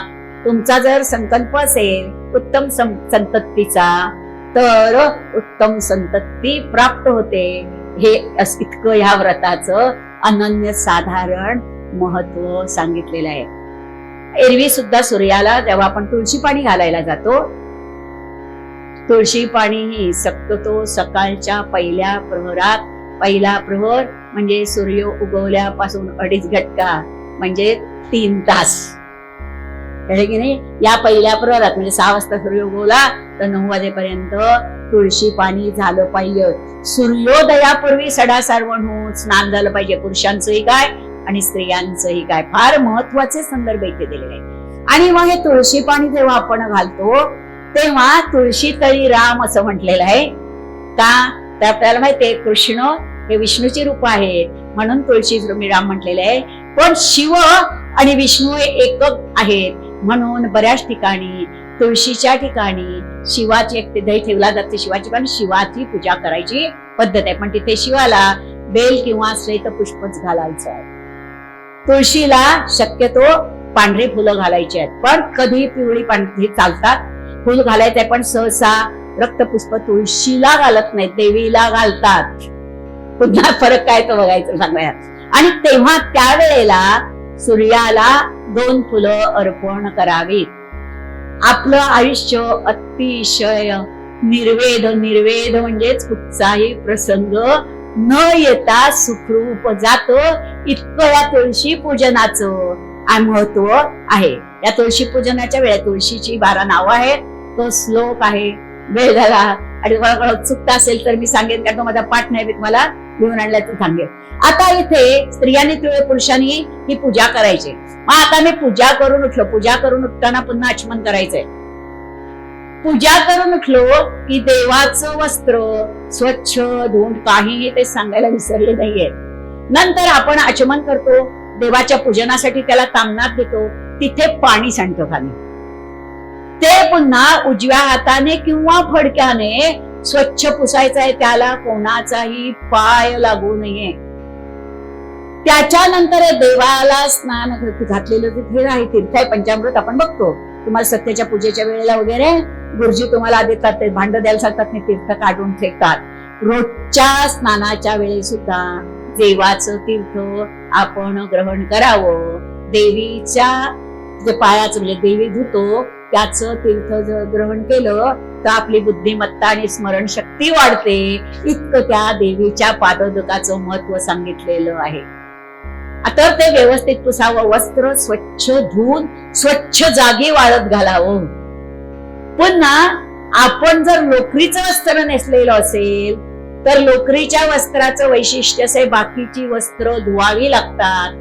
लोकरीचं वस्त्र तुम्ही 3दा असं झटकलं की ते शुद्ध होतं. लोकरीचं आसन का घ्यायचं?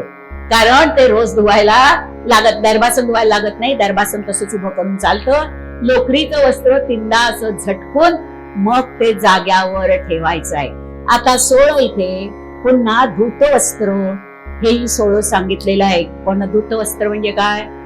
धुवून स्वच्छ चोड्या न पडता वाळत घातलेली वस्त्र.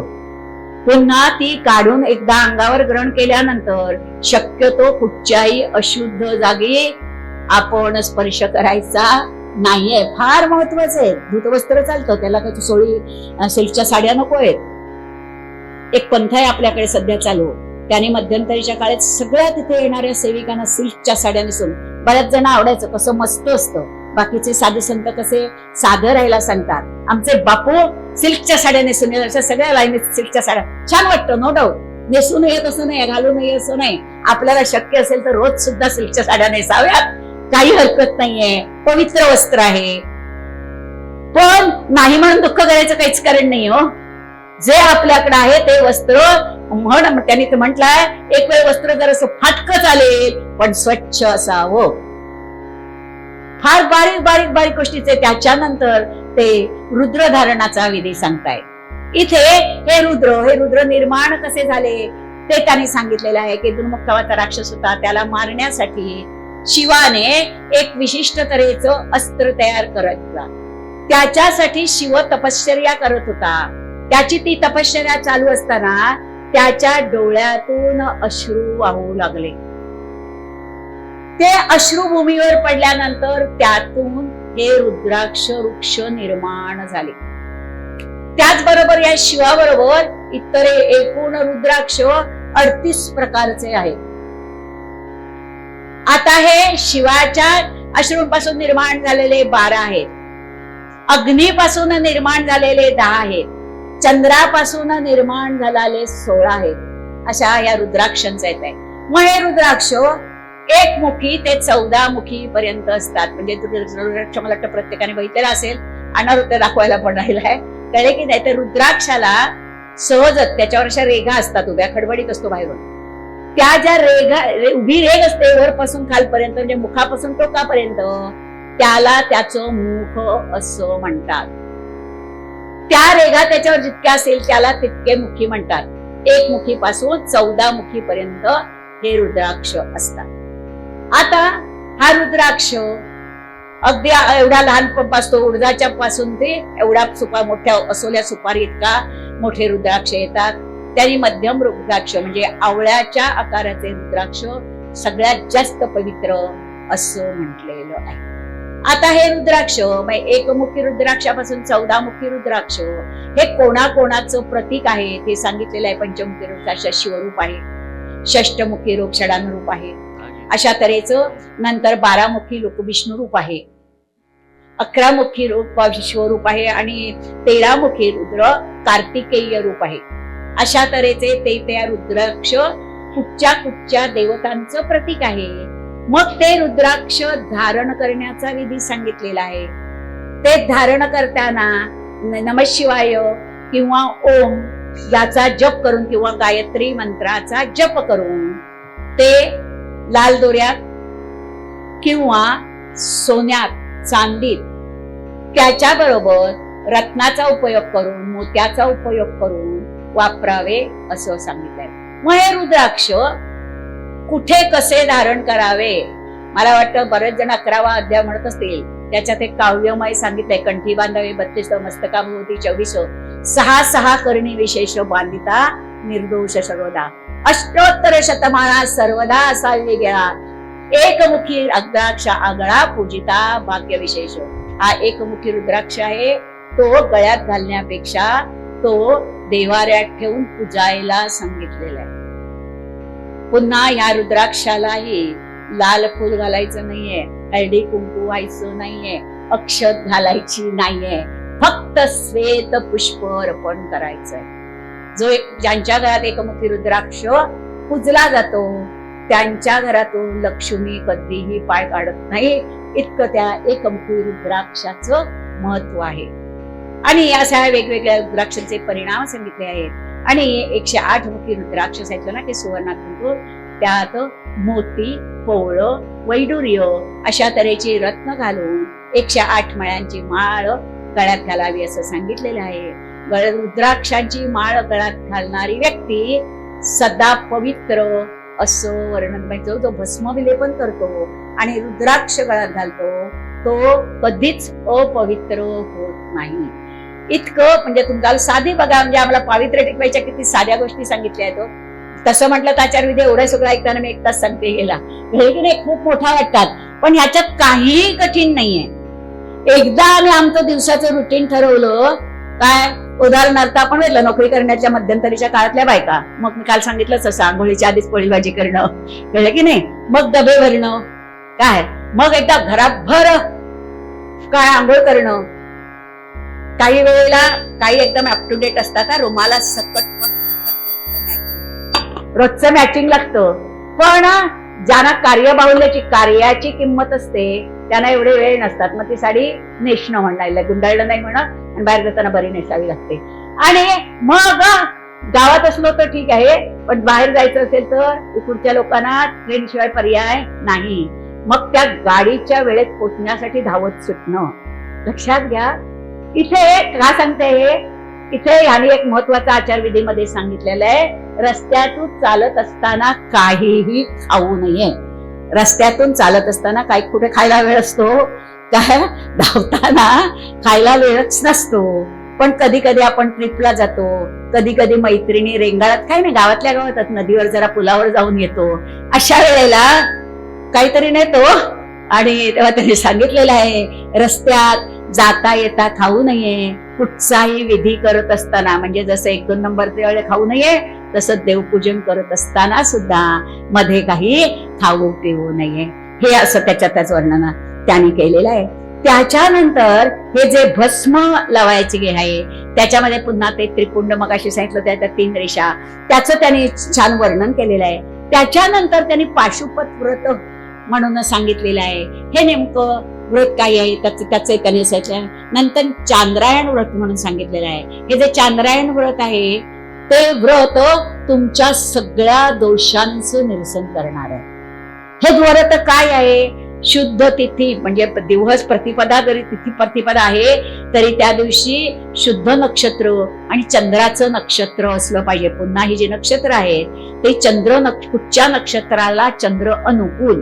तुम्हाला लग्नाच्या वेळेला काही पत्रिका बघायला गेला ते सांगतात ज्योतिषी की आज काही चंद्र नक्षत्र अनुकूल नाहीये, आज गुरुबळ नाहीये.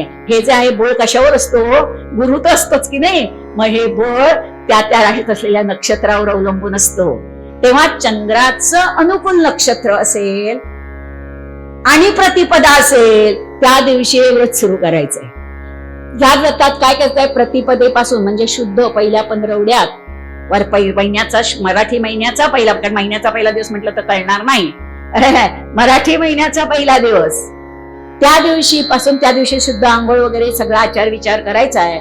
आणि मध्यान्ह काळी म्हणजे दुपारी 12 ते 3 मध्ये किंवा संध्याकाळी म्हणजे 6 ते 8 मध्ये, म्हणजे प्रदोषाचे 2.5 तास, त्याला मध्यान्ह म्हटली मध्यान्ह आणि सायंकाळ म्हटलेलं आहे. आपण जे काही 9 वाजता 10 वाजता 11 वाजता जेवतो, इथे सदाचार विधीमध्ये 8 नंतर जेवणं हे पूर्णपणे अनिष्ट मानलेलं आहे. सदाचार विधीमध्ये संध्याकाळी 7:30च्या आत, म्हणजे एक तर तुमचं सूर्योदयापूर्वी जेवण झालं पाहिजे, नाहीतर सूर्योदयाचा पुढे 15 मिनिटं नंतरची 15 मिनिटं तुम्ही काही त्यावेळी खायचं नाहीये, प्यायचं नाहीये.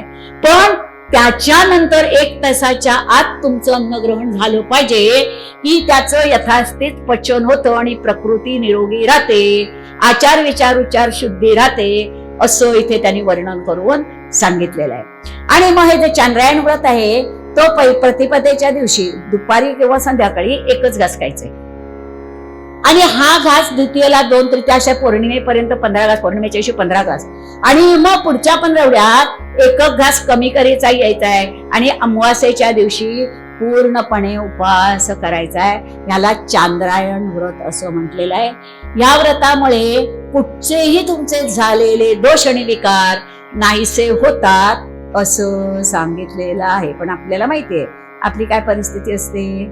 आम्ही वेळ नाही म्हणून घरी खाल्लं नाही तर ऑफिसला गेलो, एकदा सह्या चोकल्या की नाही बोलत पुढची काही गोष्ट, कळले की नाही.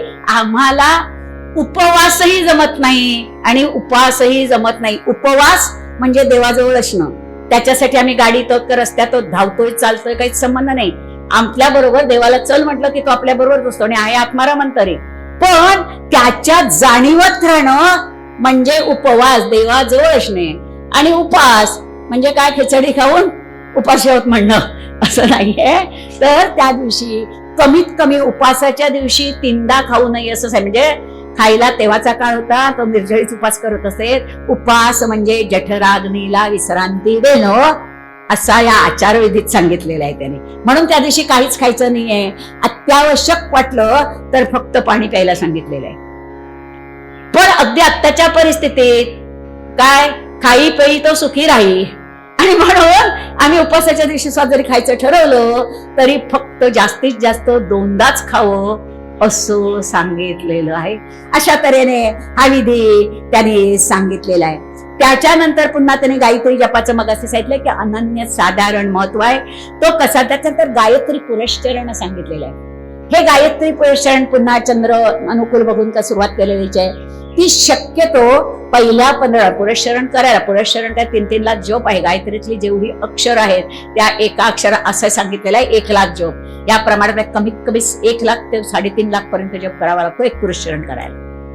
आणि त्याच्या पुन्हा 1 दशाश तर्पण, 1 दिवसास भवन असं सांगितलेलं आहे. आणि हा जप करताना पुन्हा तिसरं आहे की शुद्ध वार शुद्ध तिथी बघून हे पुरस्चरण करायला सांगितलंय. हे पुरस्चरण करताना परान्न घ्यायचं नाही आहे. कुठचंही आपण खरं म्हटलं तर कुठचंही, म्हणजे आता भागवत ऐकतो भागवतात तरी सुद्धा तिथे सुद्धा परान्न घेऊ नये असं सांगितलेलं आहे. आता परान्न घ्यायचं नाही पण काहीतरी प्रसंग, मग कुठे घ्यावची वेळ आलीच तर कुठे घ्यावं, तर तिथे त्यांनी सांगितलंय सहोदरा घरी घ्यावे अन्न, मातुल गृही जाणं. काय म्हणजे सहोदर म्हणजे आपली बहीण भावंड. नंतर सहोदर म्हणजे काय, म्हणजे एकाच, पुन्हा सहोदर म्हणजे सख्खी भावंड, एकाच उदरातून जन्माला आलेली. नाही तर काय मी पण तुमची बहीणच आहे, कौसात आते बहीण, कळे की नाही. मग तिथे नाही खायचंय. तर इथे सहोदरा घरी घ्यावे अन्न, मातुल श्वशुरी गृही जाणं. मातुल गृही म्हणजे आपण आता बायकात माहेरी गेलो तर तिथे खायला चालणार आहे, कळले की नाही. किंवा जावई तुमच्याकडे तुमचा नवरा गेलाय तर ते त्याचं सासर आहे, तुमचं माहेर आहे, तेव्हा तिथे आपण सासरी आपल्या घरीच असतो म्हणून तिथे फक्त अगदी तशीच वेळ आली तर परान्न घेतलेलं म्हणजे तिथे जेवलेलं चालतं. बाकी कुठेही कुठचंही व्रत वैकल्य करत असताना, कुठचंही पारायण करत असताना खाऊ नये अशा तऱ्हेचं इथे वर्णन केलेलं आहे. त्याच्यानंतर इथे वर्णन आहे की हे सगळं झाल्याने असा जो कोणी वागतो त्याच्या हातून पाप घडतच नाही. पुन्हा सदाचार, सद्विचार, सत्कर्म हे तर आलंच आहे की नेहमी सत्यच बोलायचं आहे. स्वच्छ कपडेच परिधान करायचे, म्हणजे आचार विचार उच्चार स्वच्छच असला पाहिजे. आणि असा जो कोण राहतो त्याच्यावर देवता सातत्याने प्रसन्न असतात. आणि म्हणून त्याला काही कमी पडत नाही. कमी पडत नाही याचा अर्थ इथे म्हण आहे काय, शेजारने घातली सरी म्हणून मी बांधली दोरी. आपण बघतो हल्ली बाजारात वेगवेगळ्या रंगीत दोऱ्या आणि त्याला मॅचिंग फुट्ट्याची पदकं मिळतात. म्हणजे ह्या म्हणी तेव्हा त्यांनी तयार केल्या. आम्ही कलियुगात ते सगळं सत्य करून दाखवलं. काय, शेजारने बांधली सरी म्हणून मी घातली दोरी. लक्षात घ्या, हे जे आहे ना असं करू नका. त्याला काय सांगायचं आहे, हे जे कशासाठी सांगितलेलं आहे. पण तुमच्याकडे जी सरी असेल ना तर ती सरी घाण टाकायची वेळ येत नाही जर आचार शुद्ध असेल तर. फार महत्वाचं आहे. पहिल्या काळी आता आपण सोन्याचे मंगळसूत्र करतो, कर्ज काढून सुद्धा तशी पद्धत नव्हती. पण सुवर्णावरून अंगावर पाणी गेलं तर निरोगी राहिला होतं, कातड्याचे आजार होत नाहीत. म्हणून लग्न करताना त्या स्त्रीच्या मंगळसूत्रात 2 सोन्याचे मणी आणि 2 सोन्याच्या वाट्या तरी घातल्या जात होत्या. आणि मंगळसूत्र ही काढून ठेवायची गोष्ट नव्हती. कारण रात्री काढून ठेवलं की आंघोळीच्या वेळी घालायला विसरले, कसं जाणार सोन्याचं पाणी त्याच्यावर, सोन्यावरनं पाणी. आणि म्हणून जे काही आपण मुलांना सुद्धा सोन्याची छोटीशी तरी चेन करतो, त्या पुरुषांनी सुद्धा 12 महिने घातली नाही. कारण हल्ली सगळ्याचीच भीती वाटते. आत्मविश्वास कमी झाल्यामुळे आम्हाला सगळ्याचीच भीती वाटते. हा आत्मविश्वास सदाचार जर असेल, म्हणून आचारविधी सांगितलेला आहे. हा जर तुमचा सदाचार विधी असेल, ह्या सदाचाराने वागणं असेल तर आत्मविश्वास जात नाही, डळमळीत होत नाही. आणि मग आम्हाला सीमित सोनं ग्रहण करायची भीती वाटत नाही. आणि सीमित सोनं पुरुषांनी किंवा स्त्रियांनी एवढ्याच साठी ग्रहण करायचं आहे, त्याच्यावरून तुमच्या अंगावर पाणी पडलं की तुम्हाला कुठचेही कातडीचे विकार होत नाहीत आणि मन शुद्ध राहायला उपयोग होतो. इतकं याचं महत्व आहे साध्या साध्या गोष्टींचं. पुन्हा सोनं तरी कोणी निसर्गातच खाणी बनवलेलं होतं, आम्ही कुठे बनवायला गेलोय का. म्हणजे पुन्हा या पराप्रकृतीने, या निर्गुण निराकार शक्तीने आपल्यासाठी प्रत्येक गोष्टीची सोय केलेली आहे. आता इथे पुढे तरी कथा सांगितलेलं आहे की गौतम ऋषी होते, नाही का 12 वर्ष अवर्षण झालं. 12 अवर्षण झालं म्हणजे पाऊस पडला नाही. पाऊस पडला नाही की आपल्याला माहितीये पाऊस पडला की काय होतो ते अनुभवताचा. पाऊस पडला नाही की सुद्धा धनधान्य पिकत नाहीये. आणि तेव्हाचे ब्राह्मण समाज ह्या आत्ता जी आपण आचारसंहिता बघितली तसा राहणारा होता. आणि त्यामुळे काय झालं, स्नान संध्या करण्यासाठी सुद्धा पाणी कमी पडायला लागलं. मध्येही कलियुगात सुद्धा असा काळ आला. समर्थांची एक ओवी आहे, उदंड झाले पाणी स्नान संध्या करावया. लक्षात घ्या. पण त्या काळी तर नाही सोय. पण तेव्हा ब्राह्मणाने विचार केला काय करावं बरं. म्हणून 1-2 नव्हे, आमच्याकडे तर न सांगता एक पाहुणा आला ना तरी कशी काय नाही बोलत नाही, कशी शेर बदलते ती डोक्यावरची, कळलं की नाही कोणाच्याही. तर असं नव्हतं हो तेव्हाच्या काळी. हे असे झुंडीच्या झुंडी ब्राह्मण कुठे आले, गौतम ऋषींच्या आश्रमात. अर्थात ते ब्राह्मण लोक आल्यानंतर गौतम ऋषींनी त्यांना आसनं दिलेली आहेत. पुन्हा आसनं, तेव्हा खुर्च्या नव्हत्या, तेव्हा दर्भासन किंवा जे काही गवताचं आसन असेल ते पुढे करून बसा म्हणायची, नाहीतर पृथ्वी हेच आसन होतं. बस फक्त पण निम्रपणाने बसा, म्हणजे आसन देणं म्हणजे फक्त असं हात करून बसा म्हणणं होतं, लक्षात घ्या. आणि त्याप्रमाणे या ब्राह्मणांना आसनं दिलेली आहेत, त्यांना बसायला सांगितलेलं आहे. आणि त्याने त्याची चौकशी केली की एकदम एवढ्या सगळ्या जणांनी इकडे येण्याचं कारण काय. तेव्हा ते सांगतात की बाहेर गौतम ऋषींना, लक्षात घ्या, ते गायत्री उपासक होते. गायत्री उपासनेचं महत्व पुन्हा, त्यामुळे त्यांच्या आश्रमात सगळं सुजलाम सुफलाम होतं, काहीही कमी नव्हतं. त्यामुळे बाहेर अवर्षण झालंय, बाहेर दुष्काळ पडलाय की सुकाळ आहे याचा. आणि पुन्हा उपासना करायला, आराधना करणारे ते, त्यांचा बाहेर काय चाललंय इकडे लक्षच नव्हतं. त्यामुळे त्यांना सांगावं लागलं की बाहेर अवर्षण झालाय आणि दुष्काळ पडलाय, म्हणून आम्ही तुमच्याकडे आलो. तेव्हा गौतम ऋषी त्यांचं स्वागत करतायत, सगळ्यांना राहायची सोय करतायत. पण महत्वाचं वाक्य सांगतायत, आपला आचारविधी, स्नान संध्या, उपासना योग्य तऱ्हेने करून इथे आनंदात राहा.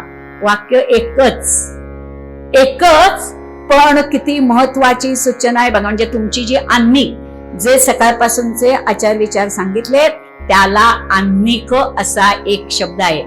आन्निक उरकलं का असा कोणी प्रश्न विचारला, तुमचा आन्निक उरकला का, याचा अर्थ 1-2 नंबर झालं का, सडासरवण झाली का, आंघोळ झाली का, पूजा झाली का, आणि व्यवस्थित वस्त्र धारण करून झाली का, एवढ्या सगळ्या कृती एका आन्निक ह्या शब्दात येतात. नेमका आन्निक म्हणजे काय नाही तर आम्ही त्या आन्निक उरकलं म्हणजे काय विचार म्हणून बघा, घरी 4दा हा शब्द वापरून बघा. हा प्रश्न कोणीतरी विचारतं की नाही. कारण आम्ही कालबाह्य झालेले ते सगळे शब्द. कारण पण का कालबाह्य झाले, आम्हीच वापरत नाही. मग आम्हीच वापरत नाही तर पुढच्या पिढीला कळणार कसे. बरं आम्हीच नियमबद्ध राहत नाही, मग पुढच्या पिढीला मीच आंघोळ 9 वाजेपर्यंत केली नसेल तर मी कुठच्या नातवाला म्हणू आंघोळ करण्यास केलीच नाही, तू आंघोळ कर म्हणूच शकत नाही. मीच जर आज रविवार, आज ना मला 2 महिन्यांनी विश्रांती मिळाली, आज माझ्याकडे पाहुणी यायची नाही, आज रविवार, मग सुट्टी मला ना, मग मी झोपून व्हायचं 10 पर्यंत. कुठच्या ह्याने तुम्ही मुलांना सांगणार अरे रविवार असलं तरी उठून आंघोळ कर. आपला आचार जर नीट असला, मगाशीच सांगितलं की ऐकत नाही वाक्य तुम्हाला उच्चारायची का वेळ येते, आणि ऐकत नाही असं केव्हा होत नाही. आचारो परमधर्मा, ह्या जर आचार धर्माप्रमाणे आम्ही राहत असू तर सगळं सुव्यवस्थितच होतं. कारण हे भस्मविलेपन आहे, रुद्रविलेपन आहे, देवाची पूजा आहे, ही तुमचं सामर्थ्य इतकं वाढवते की तुमच्या शब्दात आणि नजरेत आवाज न वाढवता सामर्थ्य असतं. आवाज वाढवलात म्हणून सामर्थ्य विशेष नाही, आवाज न वाढवता, आवाज संयमित ठेवून, मृदू ठेवून सहजरित्या सामर्थ्य येतं. आणि मग हे वाक्यच उच्चारायची वेळ येत नाहीये, ऐकत नाही.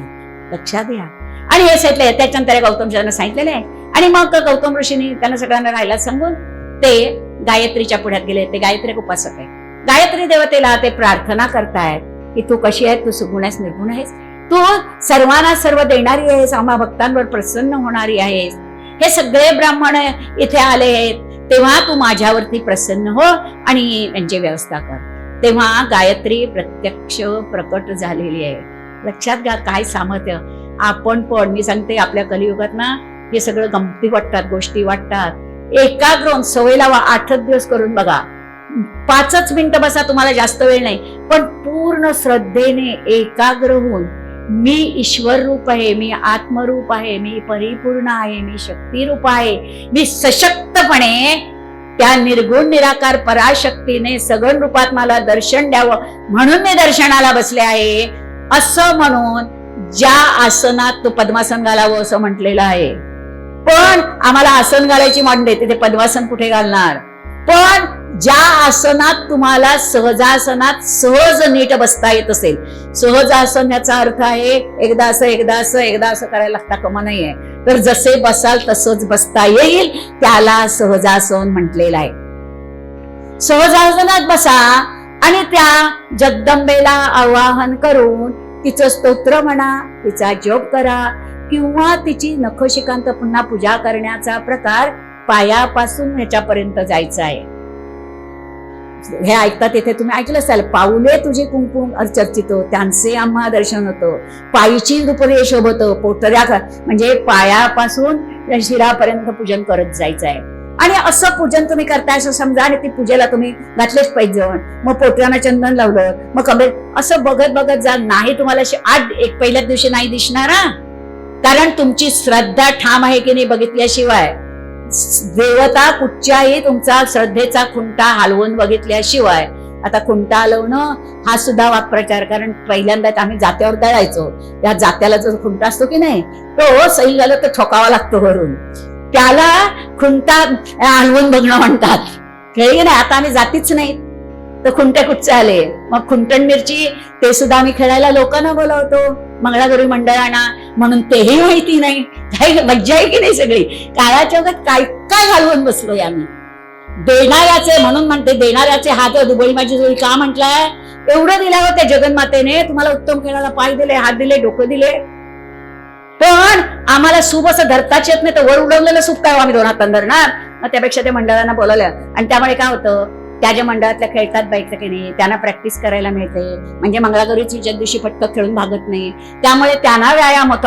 आपण ना सगळे कसे समाजाचा विचार करणारे लोक काय, त्यामुळे त्यांना चांगली प्रॅक्टिस होते. ती प्रॅक्टिस केल्यामुळे त्यांना व्यायाम घडतो, त्यामुळे त्या निरोगी राहतात. बघा आमचा केवढा सामाजिक विचार आहे की नाही, आम्ही न खेळण्यामागे आणि पण आम्हाला जागरण होत नाही. किती सुंदर, लक्षात घ्या. आता ही जगदंबा म्हणते असं सौंदर्य कुठे तुम्हाला नेता येते बघताय ना, काय ऱ्हासाकडे चाललेला का, कारण ह्या सौंदर्याची चटक लागली आहे तुम्हाला म्हणून. आणि इथं झालेलं की त्याने प्रार्थना केली आणि तेव्हा त्या गायत्री देवता प्रत्यक्ष प्रकट झालेली आहे आणि तिला पात्र दिलेलं आहे गौतम ऋषींना. आणि ती सांगते का की तुला इथून काही हवं ते मिळेल. हे वर्णन केलेलं आहे. गौतम ऋषी त्या गायत्रीची हे करतायत आणि मग त्या पात्रातून म्हणजे पुन्हा एवढ्या लोकांची झोपायची सोय करायची, म्हणजे वस्त्रांची गरज आहे, वस्त्र घालायला द्यायचे, आंघोळीला पाणी द्यायचंय, जेवायला 2 वेळाला जाय. लक्षात घ्या, स्नान संध्येला प्रत्येक जणाने आपापली भांडी आणलेली आहे, पण एवढ्या सगळ्याची व्यवस्था त्या एका थाळीतून होती. याचा अर्थ आहे ती गायत्री माता करते. आता मात्र त्यांनी एवढे ब्राह्मण आहे बसायला, म्हणून आपण काय केलं, आपण तिथे रामाच्या पुढ्यात न बसता इकडे का बसलो, जास्त जण बसायचे म्हणून की नाही. तसं एवढे ब्राह्मण झालेले आहेत ते बसायला हवेत, गायत्रीची उपासना करायचे, म्हणून त्यांनी गायत्री मंदिर बांधलं. गौतम मुनीने गायत्री मंदिर घाललं, तिथे त्यांनी होमाची व्यवस्था केलेली आहे आणि आता त्यांची गायत्री उपासना चालू आहे. काय झालं, बाहेर वर्ष नसल्यामुळे बाहेरचे यज्ञयाग बंद पडलेले आहेत, पण इथे मात्र एवढे ब्राह्मण आलेले आहेत, यज्ञयाग करतायत रोजचे, त्यांना पितृ पण करतायत, मातृताई पडतायत आणि त्यामुळे काय होत आहे, देवांना आणि पितरांना आहुत्या मिळत आहेत. त्यामुळे त्यांना उपासमार झालेली नाही आणि म्हणून ब्रह्मदेव या गौतम ऋषींचं कौतुक करतायत की काय या गौतमामुळे हे सगळं होत आहे. म्हणून नारायण नारायण नारायण. नारद मुनी या गौतम ऋषींचं दर्शन घेण्यासाठी येतात. नारद मुनी गौतम ऋषींचं दर्शन घेण्यासाठी आलेले आहेत. अर्थातच नारद मुनी त्यांचं पुन्हा अर्घपाद्यदन पूजन झालेलं आहे आणि तेव्हा गौतम मुनी सांगतायत की तू केवढं श्रेष्ठ कार्य करतोय. अरे ब्रह्मदेव काय सगळेच देव तुझी स्तुती करतायत. नारायणचं पूजन करतायत, नारायण निघून जातायत नारद ऋषी. पण काय होतं ना, आपण ते मधमत्सर टाकायचे, सोडायचे, सुचिर्भित व्हायचं म्हटलंय ना, हे स्नानसंध्या करणारे ब्राह्मण असले की नाही तरी काय झालंय, मस्तपैकी राहिलेत तिथे 12 वर्ष आहे की नाही, मस्त 2-3 त्रिकाळ भोजन मिळत आहे, मग काहीच हरकत नाही हो त्या गौतमाचा द्वेष करायला. लक्षात घ्या, त्यांच्या मनात देव सुद्धा याची स्तुती करतात म्हणून, म्हणजे आपण नीट आचार करायचा नाही आणि एखादा सुंदर आचाराने वागतोय. मला पण इथल्या गावातली सुद्धा 2-4 माणसं आचाराने वागणार आहेत, त्यांचा जर मी आता उल्लेख केला सगळ्यांच्या मनावर येतील, नाही करत आहे नाही, तर आम्ही त्यांचा मात्र राग करतो. काय त्यांचा मात्र राग करतो. नेमकं यांच्यातल्याही काही ब्राह्मणांच्या मनात विकृती आली आणि त्यांनी गौतमाचा राग करायला सुरुवात केली आणि शेवटी याला कुठेतरी आपण आपल्या कष्टाने वर चढायचं नाही तर दुसऱ्याला खाली खेचून आपण मोठं व्हायचं, ही सध्या बोकाळलेली परिस्थिती आहे, कळलं की नाही. आणि त्या ब्राह्मणांच्या विचाराने ते काय करायचं विचार प्रत्येक दिवसांच्या डोक्यात आयडिया येतात. ते काय करतात, एक आता प्रत्येकाची उपासना आहेत, एक अतिशय अशक्त अशी गाय निर्माण करतात आणि ती गाय, हा जो गायत्री यज्ञाचं जो त्यांनी मुद्दाम बनवलेला आहे तिथे ती गाय जाते. हे तिथे उपासनेलाच बसलेत, असं करतात. आता हे सुद्धा गुरु हाकवायची कशी हाकवतात हे सुद्धा तुम्हाला माहिती असेल की नाही, मला इथे माहिती नाही. गुरुवांना सुद्धा तुमची भाषा आणि तुमची देहबोली कळते. गुरुवांना सुद्धा असं करून जसा उद्धार केला तिथपर्यंत आलेले गुरु परत जातात, पण हल्ली आम्हीच गुरु झालेले आहोत, त्यामुळे न बोललेलं बरं. काय तर इथे ती हुम केलेलं आहे, त्याबरोबर काय होतं, ती गाय अशक्त आहे, ती तिथेच मरून पडते. ती गाय जेव्हा तिथेच मरून पडलेली आहे तेव्हा मुद्दामच ते घडवलेलं आहे त्यांनी आहे. ब्राह्मण गोहत्या झाली म्हणून सगळे ब्राह्मण या गौतम ऋषींच्या नावाने ओरडाओरड सुरू करायला लागतो. गौतम ऋषी पण विचार करतात, त्यांनाही वाईट वाटतं की आपण नुसतं होम केलं आणि ती गाय बिचारी मरून पडली. पण काय असतं ना, जास्त बोंबाबोंब होते ना तेव्हा जास्त त्यात खोटं हे कळतं. बघा काल परवाचे प्रकार बघितलेत तर जास्त मोर्चे सगळीकडचे बघून लक्षात येते की त्याच्यात राजकारण आहे, नाहीतर ही विकृती आहे असं इथे वाटून प्रत्येकाच्या मनात ही विकृती आहे नसावी इथपर्यंत ठीक होतं. पण बाकीच्या मोहल्ले काय झालं, हे राजकारण आहे, हे अगदी म्हणतात तसं सामान्यातल्या सामान्याला सुद्धा कळलं. हा जो प्रकार आहे तसंच या गौतम ऋषींच्या हे डोक्यात आलेला आहे. आणि म्हणून गौतम ऋषी ध्यान लावताय. जेव्हा त्यांनी ध्यान लावलेलं आहे म्हणून पुन्हा ध्यानधारण, आणि काल सांगितलं कपिल मुनीने आईला सांगितलं योगशास्त्र अनन्य साधारण महत्व आहे. आता सुद्धा आपण जेव्हा आधीचं संध्येचं बघितलं तिथे सुद्धा त्यांनी प्राणायामाचे 3 प्रकार सांगितलेले, जेव्हा जे सांगायचे राहिले योग साधनेमध्ये. मग पुन्हा रेचक, कुंभक याचं सगळं त्यांनी वर्णन केलेलं आहे. प्राणशुद्धी कशी करावी ते सांगितलेलं आहे. कुंडलिनी जागृत करून मग षटचक्राची प्रत्येकाची कमळांची त्या नावं सांगितलेली आहेत. आणि मग ते षटचक्रातून ब्रह्मरध्रापर्यंत श्वास कसा चढवा, ध्यानधारणा म्हणजे काय याचं अतिशय सुंदर वर्णन केलेलं आहे. आता इथे यांनी ध्यान लावलेलं आहे आणि त्यांना कळलेलं आहे की यातल्या काही ब्राह्मणांचे निकामी उद्योग आहेत. लक्षात घ्या, तेही शांत आहेत, ते गायत्रीचे उपासक आहेत, पण तरीही इतके वर्ष आले कशाला, भीक मागायला, खरं बोलायचं झालं तर सध्याच्या भाषेत, कळले की नाही. आणि एवढा आसरा दिल्यानंतर सुद्धा ही त्यांची वृत्ती बघितल्यानंतर गौतम ऋषींना राग येतोय आणि ते त्याला शाप देतात, कुंभीपाक नरकात जाऊन पडाल. काल 86 नरक सांगितले एकूण, त्याच्यापैकी हा कुंभीपाक नरक आहे. आणि कुंभीपाक नरकात जाऊन पडायचा गौतम आणि काय करतात ते शाप देतात, कधीही सात्विक माणसं वायफळ बडबड करत रागाच्या भरात ते एखादी चुकीचं बोलली तरी तिथे उभी राहत नाहीत. सदाचार विधी ते उठतात आणि गायत्री देवीच्या पुढ्यात जातात, तिला नमस्कार करतात. तेव्हा गायत्री देवता त्यांना सांगते की अरे ही नियतीच अशी होती म्हणून ते तसं घडलं, तू शांत राहा. उपासनेचा काय फायदा आहे तर आपली जर निश्चित शाश्वत उपासना असेल तर आपल्याला समजवायला मैत्रिणी का दुसरं कोणीही लागत नाही. आपली अंतस्थ देवता आपल्याला प्रकट होऊन समजवत असते. हे पुन्हा हेही कलियुगात घडतं, हे महत्वाचं आहे. आणि तेव्हा हे गौतम शांत होत आहेत नाही बाहेर. आता काय झालेलं आहे, हे सगळे स्नानसंध्या करणारे वैदिक कर्म करणारे ब्राह्मण आहेत, त्यांना सगळ्या गोष्टींचं विस्मरण झालं. जेव्हा विस्मरण झालं तेव्हा मात्र त्यांना आता पश्चात्ताप झालाय की आता हा जो काय बोलला तो ऋषी, आणि म्हणून गौतम ऋषी बाहेर येतात तर ते सगळे जण त्यांचे पाय धरतायत की आम्हाला क्षमा कर.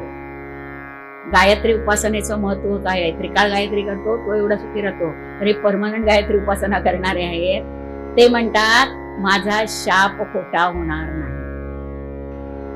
पण तुम्ही जेव्हा कलियुग सुरू होईल तेव्हा कलियुगाच्या सुरुवातीला जेव्हा नारायण कृष्णावतार घेईल तेव्हा तुम्ही या पृथ्वीवर जन्म घ्याल. त्याचे सेवक वाल भक्तवाल सांगत नाही तो, या पृथ्वीवर जन्म घ्याल. आणि इथे या गौतमाने आणि पन्ना त्यांना ऐसाले ते प्रमाण निघून द्यायचं वर्णन. त्याच्या पुढे जे वर्णन आलं आहे ते एकदावर लोक या राक्षसाने देवाना आपण राक्षसांचा पराभव केला याचा गर्व झाला. ही शक्तिरूपा आपल्या पाठी आहे म्हणून हे घडलं. हे कलियुगात खूप वेळा घडतं. असे मोठमोठे कार्यक्रम आपण एकमेकांच्या घरात होतात जे श्रद्धावान आहेत त्यांच्यात. सामान्य माणसांच्या घरात लग्न कार्य मुंजी करायला हव्यात म्हणून श्रद्धा असो नसो आम्ही करतो. मग मुंजीतला परवा प्रकार सांगितला, ब्रह्मचारी व्रत घेण्याचा विधी कसा घडतो सोडू दे. पण ह्याच्या पाठी आपण बघतो हे कुठचंही कार्यक्रम करायचा झाला ना की बायकांनाच खूप राबावं लागतं. पण आयत्या वेळी सुद्धा अगदी देवदेव ठेवला तेव्हा सुद्धा पुरुष बाईवर ओरडायला कमी करत नाही, म्हणजेच त्या शक्ती देवतेचा अपमान करायला कमी करत नाही. आणि या शक्ती देवतेचा जेव्हा अपमान होतो ती आहे तिच्यामुळे हे घडतं याची जाणीव राहत नाही, तेव्हा ती जाणीव करून द्यावी लागते. हे देवी सांगते आपल्या कार्यावरून. आणि तेव्हा हा देव सगळं विसरलेला आहे तेव्हा एक ज्योतिरूप होऊन देवी प्रकट होते. यक्ष म्हटलेलं आहे तिला. काय आहे देव असे आपण बसलो असे बसलेला आहे आणि खूप काही अंतरावरती ज्योती खूप प्रकाशमान आहे. तेव्हा लांबूनच ती देवाना त्या ज्योतिरूप दिसतो. हा प्रकाशाचा लोळ दिसतो, काय आहे कळत नाही, म्हणून काय आहे ते बघायला पाहिजे म्हणून ते बघायला जायचं ठरवतात. आणि तेव्हा तिथे अग्नी जातो. अग्नी म्हणतो मी बघून येतो. तिथे जातो तो यक्षरूप घेऊन ते आहे. तो यक्ष विचारतो आपण कोण? तेव्हा अग्नी सांगतो मला अग्नी म्हणतात, गार्हपत्य अग्नी म्हणतात मला. मी काय करतो? मी कुठचीही गोष्ट भस्मसात करून टाकू शकतो. माणसाला आपल्या कर्माचा अहंकार होणं हे त्याच्या अपयशाचं पहिलं कारण असतं. गौतम ऋषींचंही लक्षात घ्यायचं आहे की त्याने एवढ्या लोकांना जेवायला घालत असून सुद्धा त्यांच्या मनात कुठेही अहंकार निर्माण झाला नाही. ते रोज गायत्रीचं ऋण व्यक्त करत होते. फार महत्वाचं आहे. आणि तेव्हा तो यक्ष म्हणतो अरे ठीक आहे, मग एक गवताची काडी येशीत टाकतो आणि म्हणतो दाखव पेटवून. अग्नी खूप प्रयत्न करतो पण त्याला ती काडी पेटवता येत नाही. तो खजील होतो आणि जातो आणि इंद्राला सांगतो की असं असं झालं. तेव्हा इंद्र म्हणतो पण तो कोण आहे? तो म्हणतो मला कळलेलं नाही. तेव्हा वायू म्हणतो मी जातो. मी काय काहीही हादरवून टाकू शकतो. आपण बघतो वादळ झालं की काय परिस्थिती होते. तर मी जातो. पुन्हा तो यक्ष वायूला विचारतो तू कोण? तेव्हा तो म्हणतो मी वायू. मी मनात आणलं तर सगळ्याची धुळाण करून टाकतो, काहीही उडवून टाकू शकतो. यक्ष म्हणतो बरं. ती काडी टाकतो. त्याला ती काडी जागची इकडची इकडे सुद्धा त्या वायूला हलवता येत नाही. वायू खजील होतो आणि वायू इंद्राकडे येतो. तेव्हा सगळे देवता त्याला म्हणतात अरे बाकी कोणाला काही जमेल असं नाही. तेव्हा तूच बघून ये, तू राजा आहेस तर तुझं ते कर्म आहे ना, बघून ये ना. इंद्र जातो. तेव्हा तो यक्ष गुप्त होतो. इंद्र पूर्णपणे खजील होतो. म्हणजे तो म्हणतो की त्यांच्याकडे जर तुम्ही कोणात म्हणून बोलला तरी तर माझ्याकडे बोलायला सुद्धा मागत नाही. अपमान उत्कृष्ट कसा करावा याचं एक आणखीन मार्गदर्शन आहे. सध्या सगळे अपमान करण्यात माहीरच असतात पण तरीही नाही निघूनच जातो. आता मात्र इंद्राला कमीपणा वाटतो ना. ते दोघे आले ठीक आहे, आपल्याकडे तर बोलला सुद्धा नाही, हे सांगायला परत कसं जाणार. म्हणून तो ध्यानधारण उपासना करायला बसतो. आणि तेव्हा जगदंबेचं स्तवन कर असे आकाशवाणी होते. तो आणि 1,00,000 वर्ष स्तवन केलं असं वर्णन आहे. आणि तेव्हा हे पुन्हा तेज त्याच्या पुढे प्रकट झालं. आणि मग मात्र ते तेज ज्योतिरूप प्रकट झालं आणि ते जगदंब रूपात परिवर्तित झालं. म्हणजे आधी ते काय होतं ते दाखवलं आणि मग ते म्हणजे ते हे काय आहे ते दाखवलं. जगदंबा रूपात प्रकट झालेलं आहे. आणि ती जगदंबा म्हणते की मीच होते ती. मीच तेज रूप बनून यक्ष बनून मीच आले होते. कारण तुम्हा सगळ्यांना गर्व झालाय. खरं म्हटलं तर राक्षसांचा पराभव तुम्ही मी शक्ती रूपाने तुमच्या बरोबर असल्यामुळे करू शकलाता. आणि तुम्ही राक्षसांचा पराभव केला असा अहंकार झालाय. तेव्हा तुम्ही किती सशक्त आहात हे दाखवण्यासाठी म्हणून ज्यांना एक गवताची काडी हातात हलवता येत नाही, यांची शक्ती, यांचा पराक्रम, यांचं ध्येय सगळंच कळून गेलं तो काय. म्हणून आम्ही प्रकट झाले होते असं त्यांना जगदंबा सांगते. तेव्हा मात्र हा इंद्र तिच्या चरणांवर मस्तक ठेवतोय, तिला शरण जातोय आणि तो सांगतोय की ह्याच्या पुढे आम्ही तुझ्या चरणांना, तुझ्या कर्तृत्वाला कधीच विसरणार नाही आणि आम्हाला सदैव तुझी जाणीव राहील. असा हे माते, हे अंबे, हे निर्गुण निराकार पराशक्ती, हे लक्ष्मी, हे सरस्वती आम्हाला असा वर दे. म्हणून इंद्र तिला जगदंबा त्याला तसा वर देते आणि ती तिथेच गुप्त होते. आता ही जगदंबा गुप्त झाली, ती गेली कुठे? ही जगदंबा गुप्त झाली, ती गेली कुठे? तर ही जगदंबा मणिद्वीपात ब्रह्मलोकाच्या वरती हा मणिद्वीप आहे. या मणिद्वीपाच्या भोवती संपूर्ण अमृत समुद्र सुवर्ण समुद्र पसरलेला आहे.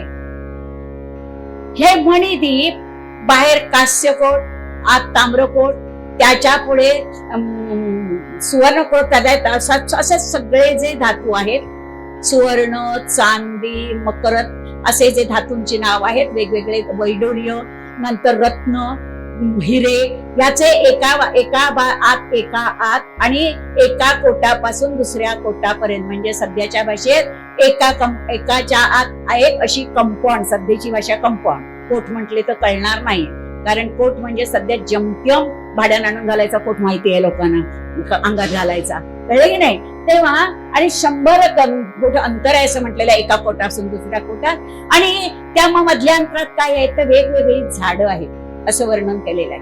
त्या केशराची झाडं आहेत फळाफुलांची वेगवेगळी झाडं आहेत आणि त्याच्या आत 1000 खांब बसलेले एकात एक 4 मंडप आहेत. त्या मंडपाच्या आत ह्या जगदंबेचं रत्नमय आसन आहे. त्या रत्नमय आसनाचे पुन्हा ब्रह्मा विष्णू रुद्र आणि हाम असे 4 खांब आहे आणि सदाशिव ही त्याची वरची फळी आहे. जगदंबेचं आसन काय आहे आणि ह्या आसनावर ती विराजमान झाली आहे. तिच्या आजूबाजूला कीर्ती स्फूर्ती शक्ती युक्ती भक्ती अशा अनेक तऱ्हेच्या दासी उत्तम तऱ्हेची वस्त्र आणि अलंकार घालून तिच्या सेवेला उभी आहे. अशा तऱ्हेचं या मणिद्वीपाचं अतिशय सुंदर वर्णन इथे आलेलं आहे. आता हे कथानक कोण सांगतोय तर व्यासमुनी. आपण जो संवाद ऐकला तो नारद आणि नारायण ऋषीचा सांगितला पण नारद आणि नारायण ऋषींचा असा संवाद झाला हे व्यासमुनी जन्मेंजयाला सांगताय. कशासाठी सांगताय तर जन्मेंजयाचे वडील कोण परीक्षित राजा कळले की नाही त्याला साप चावून मरण आल्यामुळे म्हणजे सध्याच्या भाषेत अपघाती मृत्यू आला की त्या व्यक्तीला मुक्ती मिळत नाही आणि मग त्या जन्मेंजयाला मुक्ती मिळावी जन्मेंजयाला नाही परीक्षित राजाला म्हणून त्याचा ज्येष्ठ पुत्र असलेला जन्मेंजय हा देवी यज्ञ करतोय. लक्षात घ्या. आता इथे त्याने सुंदर देवीचं मंदिर बांधलेलं आहे. तिथे त्याने देवी यज्ञ केलेला आहे. तो देवी यज्ञ जेव्हा संपूर्ण झालेला आहे तेव्हा नारायण नारायण नारायण नारद मुनी तिथे आलेला आहे आणि तेव्हा जन्मेंजय विचारतोय माझ्या पिताश्रीची अवस्था काय आहे तेव्हा ते सांगताय तुझा हा देवी यज्ञ केल्यामुळे ही देवीची उपासना केल्यामुळे तुझे वडील देवी लोकात उत्तम शरीर प्राप्त होऊन देवी लोकात गेलेले आहेत. ते देवीच्या चरणाशी प्राप्त झालेले आहेत. अशा तऱ्हेने जन्मेंजयाने हा देवी यज्ञ करून भागवत सप्ताह करून काय केलेलं आहे आपल्या पितरांना मुक्ती दिलेली आहे. हा भगवंत आमच्यावरही कृपा करो.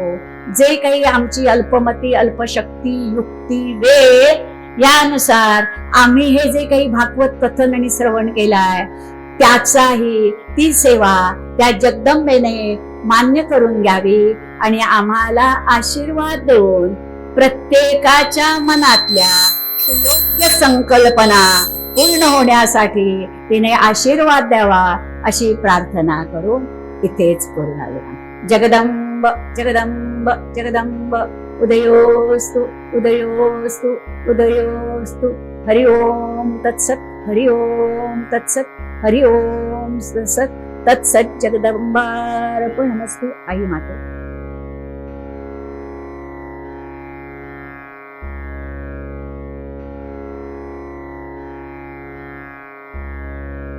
आत्ता मगाशी उल्लेख केल्याप्रमाणे तुळशीची पूजा करताना जे श्लोक म्हणायचा आहे तो सांगते.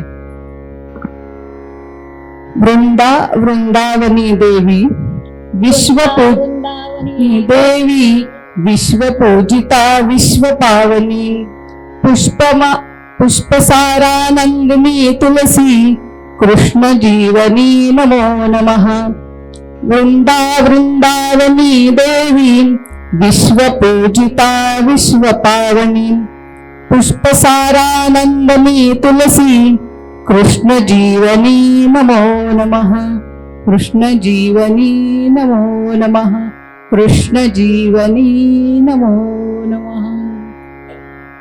ही तुळशीची 12 नावं आहेत, त्याचं रोज स्मरण करावं अशी संकल्पना आहे.